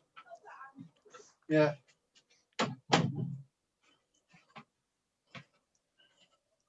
Councillor Mogford, you're just unmuted still at the moment, so everybody can hear if there's a conversation happening out of the screen. Chairman, we're all back. Okay, yeah, if we can carry on, Rob, thank you. Thanks everyone for doing that. A great gesture for a great person. Thank you, Chairman.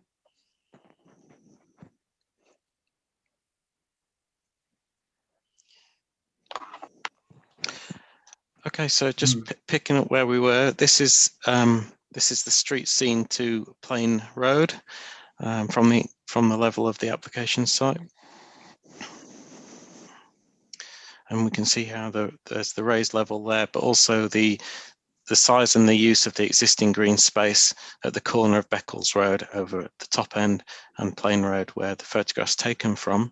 And it also demonstrates quite usefully the mix of different styles that are in the area. And similarly there. As I mentioned, it was these trees that have been taken into account when the arboricultural method statement has been prepared to make sure that the house being sited over here avoids the impact on the street plane trees. So I mentioned that accesses and parking comes off Cotton Easter Court, and that's through this gap here, and the parking would be situated in this area of grass at the moment. It's been identified by the highways officers and the policy officers as described in your committee report about how the proposed parking over in this location is quite some distance from the proposed house at the end of the terrace, and in practice that's about 40 meters. So that's not ideal, but and some would interpret that to be contrary to policy CS9, but we have to bear in mind that it's a very similar distance for the existing residents who park presumably in these garages here or on the street, which would be on Cotoneaster Court or Plain Road itself. And a number of concerns have been raised by local residents about the potential loss of the green space or the loss of use of the green space as a communal amenity area, which it was when it was in council ownership. Since transferring to the applicant's ownership, it has been maintained by the applicant. The report has identified that it would be good if, and it is intended by the applicant to keep it as amenity space. I think we can add additional conditions to the ones which are described in the report by using conditions to secure a landscape and amenity area management plan, and also additional conditions to remove potential development in that area. So removing permitted development rights for enclosures or hard standing or other means of development that might otherwise be proposed through its use, which would become a residential curtilage effectively. And so this is just a wider view to show the end of the terraces here, and the provision of the new dwelling would be in this location.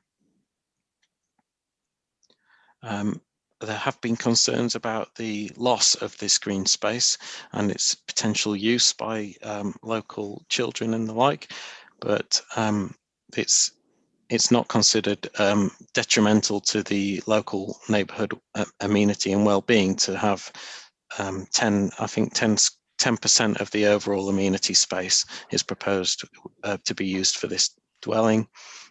And that's not considered a detrimental loss. Other issues have been raised about the potential loss of light and outlook and possibly overlooking of these two properties on Beccles Road, 247 Beccles Road in particular. But we'll see from the aerial photograph and the local plan, the site plans, that these gardens have quite large rear gardens. And so any overshadowing caused to the front gardens is not going to be of detriment to their amenity and ability to enjoy the curtilage. But the dwelling is positioned such that at the end of this terrace here, extending to about the line of that conservatory, and its orientation on the north-east side of these dwellings means that there wouldn't be any unacceptable level of overshadowing of this property, and its building line stays just behind the line where we'd find it acceptable in relation to these windows here. So in effect, the dwelling, the proposed dwelling would come to about here where this H is, as it happens, somewhere around here. And the section drawing showed that this building looks in flat 2D view to be considerably higher than here. But in effect, because of the difference in levels between the two sites and the raised level here, it means that the new roof profile that has been negotiated fits in a lot more successfully than the original design was submitted. So this is just a view from the north side of Beccles Road. And again, just demonstrating that the new dwelling, which would fit around here, is considered to be in some degree an enhancement of the local area because it provides two frontages. It provides windows and an active frontage to Plain Road, and then on the front elevation again onto Beccles Road. So that's considered beneficial for the street scene. And I'll just take us back to the drawing just to remind ourselves. So there we are, positioned on approximately 10% of the overall amenity area, and with two active side gables and a front gable on a front elevation onto Beccles Road.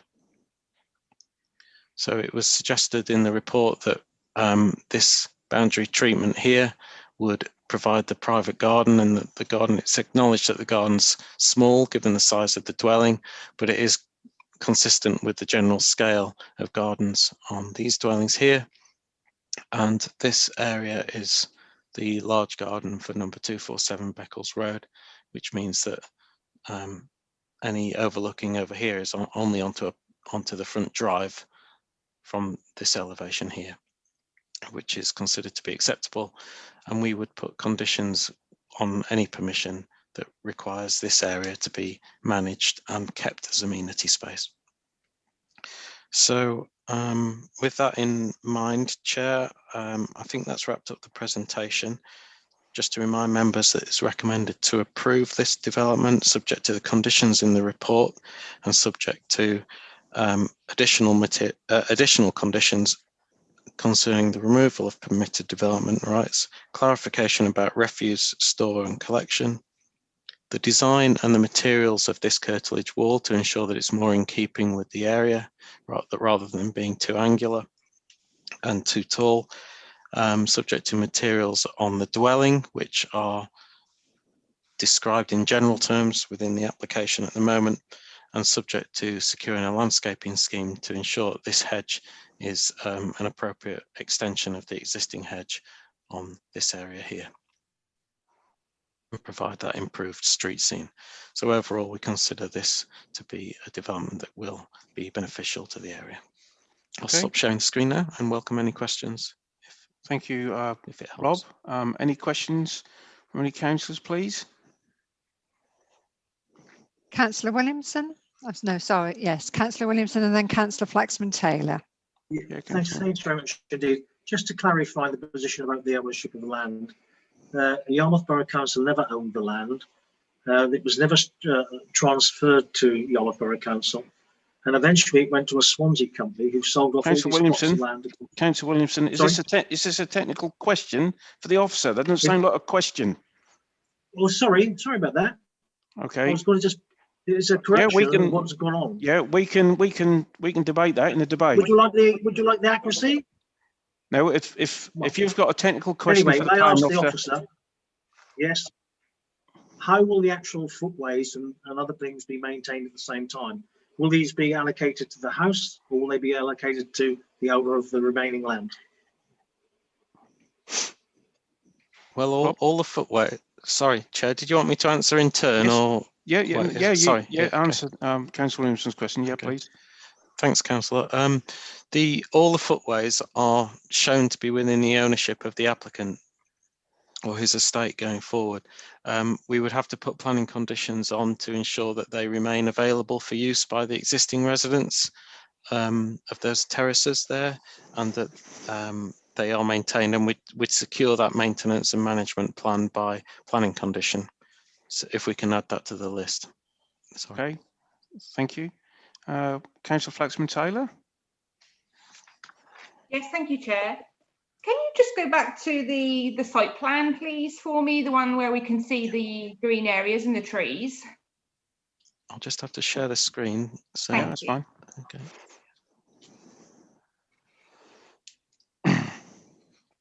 Is this one okay? Yeah, that's fine. Yeah, okay. So I used to do the school that run down this road. There's 3 trees that are on the pathway there. They had several issues with them years ago over the roots being that far underneath the road, causing the road and the pavement to crumble and to break up. Have we had anything come through about that? Well, not in the context of this application. They are street trees, highway trees, and so they'd be managed by the county council. All we know is that the development has avoided an unacceptable impact on these through the use of planning conditions such as protective fencing, and we can ensure that there's no dig construction in the root protection areas, for example.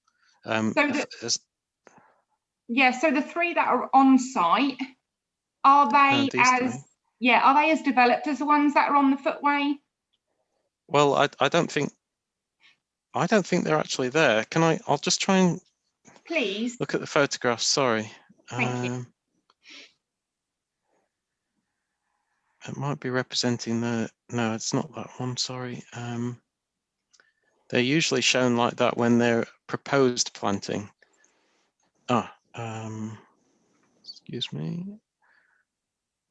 No, well, it's indicating that there's a tree here.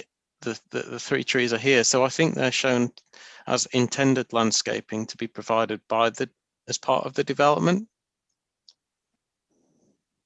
Right. Okay. Whereas I think the street trees are 1, 2, and 3 just out of shot here. Yeah.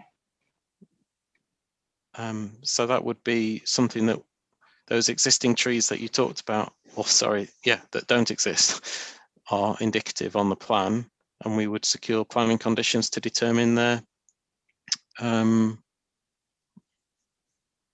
species and their size at planting. Okay, that's lovely. Thank you. Okay, thanks. Any other questions for the planning officer, please? Can't see any further hands raised, Nope. Chair. Okay, we have Sorry, no Chair, we've got Councillor Bird. Just Councillor Bird, just come up, sorry.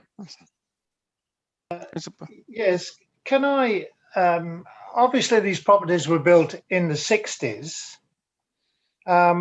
Why didn't they extend the properties there and then? Was there a reason why they didn't use the land up when they built the properties?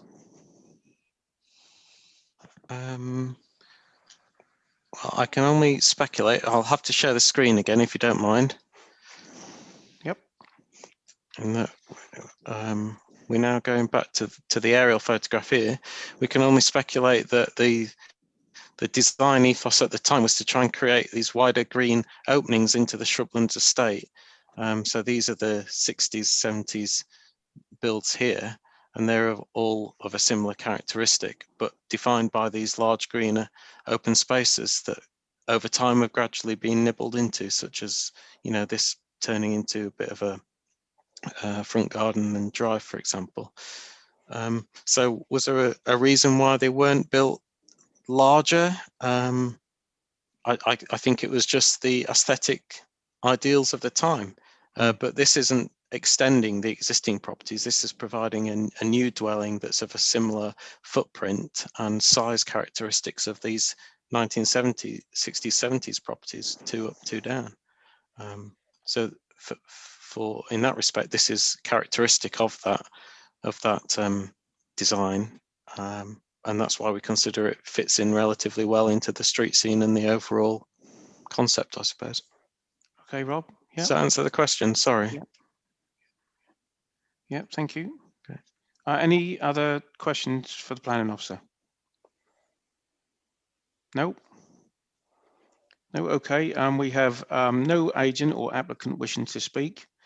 There's no objectors. I believe Councillor Williamson, Ward Councillor, would like to speak. You're muted, Councillor Williamson. Apologise. Thank you, Chairman. I welcome the opportunity to speak. I think adding the maintenance of the grassed area, the amenity area, makes a real difference. That's one of the main concerns of the residents, of losing that grass area, which has not been in the ownership of the Borough Council, wasn't registered correctly, and in the 1970s, and these plots were sold off, and so it was one of the plots. And certainly the maintenance of the paths as well, if that could be included, that would certainly put many minds at rest, because this was the concern of losing this open space. That entrance to the Shrublands estate was one of the main entrances when it was originally built, coming into the estate, and these were in the early 70s. I don't know why they didn't continue the terrace of houses any longer at all, but they did try to keep those entrances to that estate fairly wide when it was first put up. But I certainly welcome those 2 things being added to the conditions. My main concern is that I don't know how this could be sold on or changed, because it's not going to be attached to the house any longer. It's going to be attached to the ownership, I assume, of the piece of land. So my concern arises around that: who actually owns the remaining land, etc. So that's my concern. Thank you. Okay, thanks, Councillor Williamson. There is no other ward councillor for that area. I wish to speak. Is there no? Nope. Okay. No, there isn't. Okay, thank you. So we move to the debate and the decision. What you think? I mean, my personal view, if this isn't an overdevelopment, I don't really know what is. It does go against policy CS9, and my personal view, I am very concerned on that corner. I mean, that is one of the worst roads outside of school in this whole borough. That's just my view, and I just feel that this is an overdevelopment, and you know, that's just ridiculous. I did go up there the other day, and I did jump out my van and just have a look at that area. I couldn't believe how small it was. But anyway, over to you. Councillor Fairhead. Yes, I'm the same as you, Carl. I went down today because I couldn't visualise where we were talking about. But it's absolutely ridiculous to put a big house like that on the end of that ground.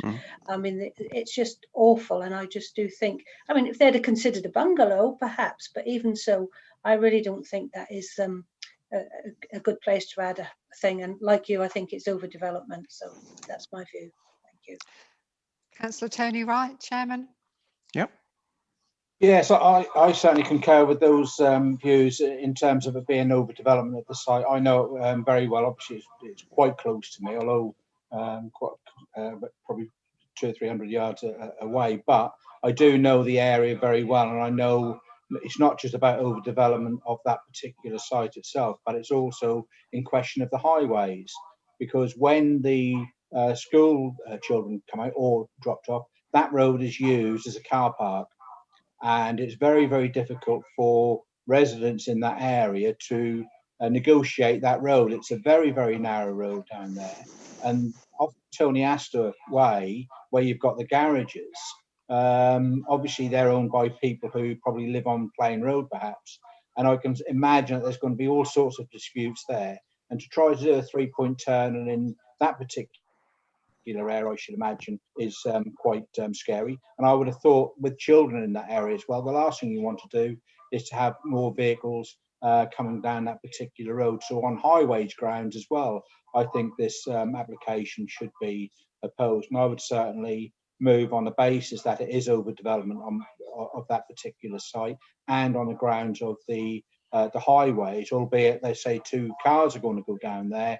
That is a cul-de-sac into Tony Astor Way, and there's probably parking for 3 or 4 cars down that road, and I can imagine it becoming more and more congested in that area. And because children actually come across that road to be picked up, I can imagine it's going to create other dangers as well. And it's only just narrow because a lot of cars park on Plain Road, and it's only narrow for 1 car to come past there. And if you're coming into that junction, it does get congested there. So I'm just surprised that this has come forward as a recommendation to approve. And I would certainly move that we oppose on the grounds that I've outlined, Chairman. Okay, thank you, Councillor Wright. Anybody else wish to speak? No. I mean, also, I mean, the turning area on them drawings. I mean, unless you've got a smart car, I should think. You know, that's really difficult. You know, those drawings, I mean, that's just not going to happen, is it? You know, people are not going to turn round as per that drawing. They've got to back out into that area, which is very dangerous. And yet again, I just feel that, you know, Norfolk County Council, the highways, obviously don't know this area. I'm quite worried about it. And that's just my view. I'm worried. Councillor Wright, do you wish to speak again? Just very quickly, Chairman, on that particular point, I think this is a concern that we have quite regularly in terms of, I think the highways and other authorities perhaps should look at it on Google Map and just see this area and it looks right for development. What they don't see is the narrowness of the roads. They don't see the actual traffic that's there. I think the photographs that showed that there were 2 vehicles on Plain Road, go down there most times during the day, certainly when the schools are open, and it's absolutely chock-a-block in that area. And I just think it's, as I said, overdevelopment. So I just hope that the committee agrees with that. Yeah, thank you. Councillor Williamson, he's disappeared. Yes, thanks, Jim. I'm just concurring with what's been said about the traffic. I can confirm that the amount of traffic down there at the beginning of school and the end of school is absolutely horrific. It affects all the Yeah, Caroline. Sorry, is this Councillor Williamson's part in the debate, or am I not able to? Well, I just think he's just expressing his views, being very concerned as a councillor for that ward, I would think. Well, I'm trying to gauge whether he's speaking as a ward. I'm not going to vote. Councillor. I'm not going to vote. I'm speaking as ward councillor. Are you having I'm your speaking as ward councillor? 3 minutes as a ward councillor? Well, okay, Caroline. Okay. I'll be quiet. Sorry, I'm just trying to gauge. You want me to speak, Chairman? Sorry? Personally, I would like you to say your views, Councillor Williamson. You are the ward councillor for that area, and if you have got a view and you represent these residents, I think you should actually say, if I'm honest. Yeah, I won't. I think that's what you're elected to do. Is entitled to 3 minutes. No, I've never known, Caroline, I've never known that since I've been on the committee, actually. I've always been able to speak as a ward councillor and not had 3 minutes. I mean, Councillor Williamson is the ward councillor for that ward, and I feel that he should be able to represent his residents. That's what he's elected to do. Okay. Can I just say that Emma, she did her 3 minutes, and she was given 30 seconds at the end of that to wrap up, to finish her presentation. So quite clearly, ward councillors have always had 3 minutes, so they can't go on for 10 minutes. No, I'm not saying that. I'm not saying, but I feel, Councillor Wainwright, that I'm very fair and that I let everybody have their say. And being a ward councillor, such as Councillor Williamson, if there's something very contentious in his area, what's wrong with him actually just saying that? That's what he's elected to do. He could have said that in his 3 minutes. Yeah, well, that's up to him what he say. That's his position. If he wants to just say that for his residents, I haven't got a problem with anyone on the committee to say that, if I'm honest.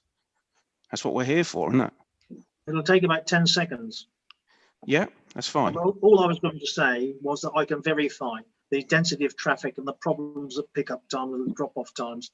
I've had various problems around the whole area, Plain Road, Catonias, the lot. It is a horrific area at those times. So there is a problem with regards to traffic and pedestrian traffic as well.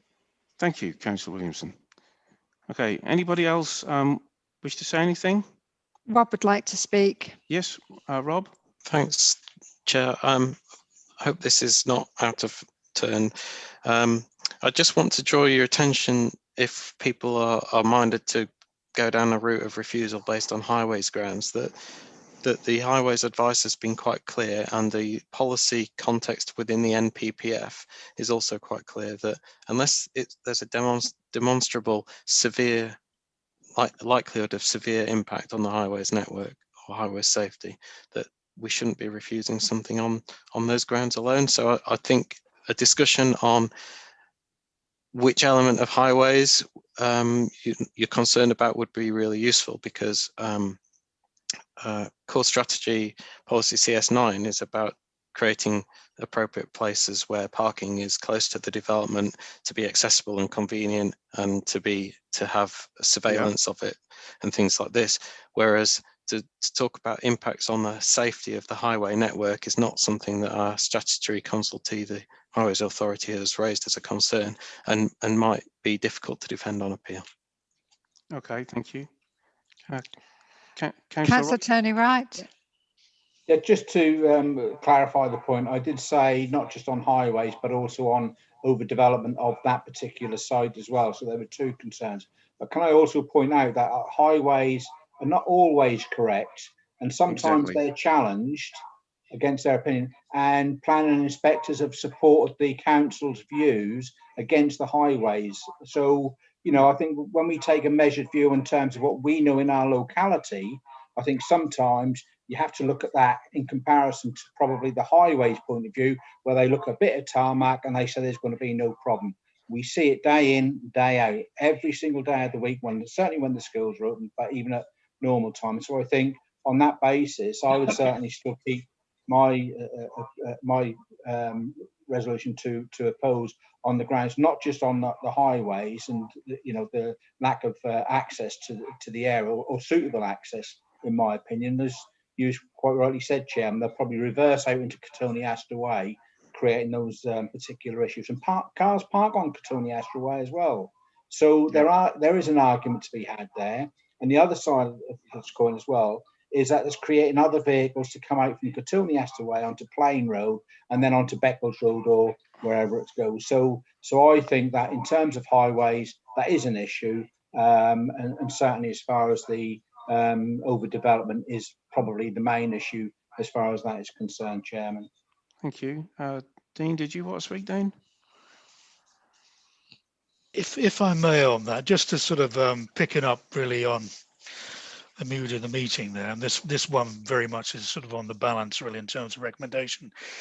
Just drawing your attention to policy CS9 from the local plan there, which is about encouraging well-designed distinctive places.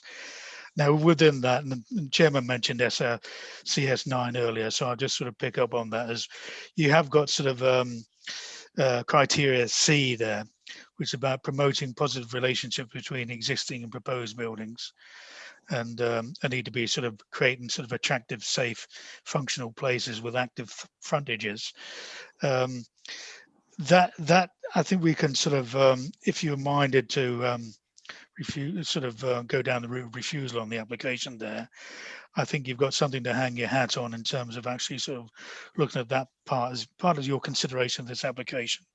There's also criteria D as well, which talks about providing safe access and convenient routes for pedestrians, cyclists, public transport again there. Now, again, it's looking at the wider aspect of development, but again, picking up on what your point is about providing sort of safe access to it, then I think there's an argument to be sort of, certainly there's a material consideration as part of this, your decision making here.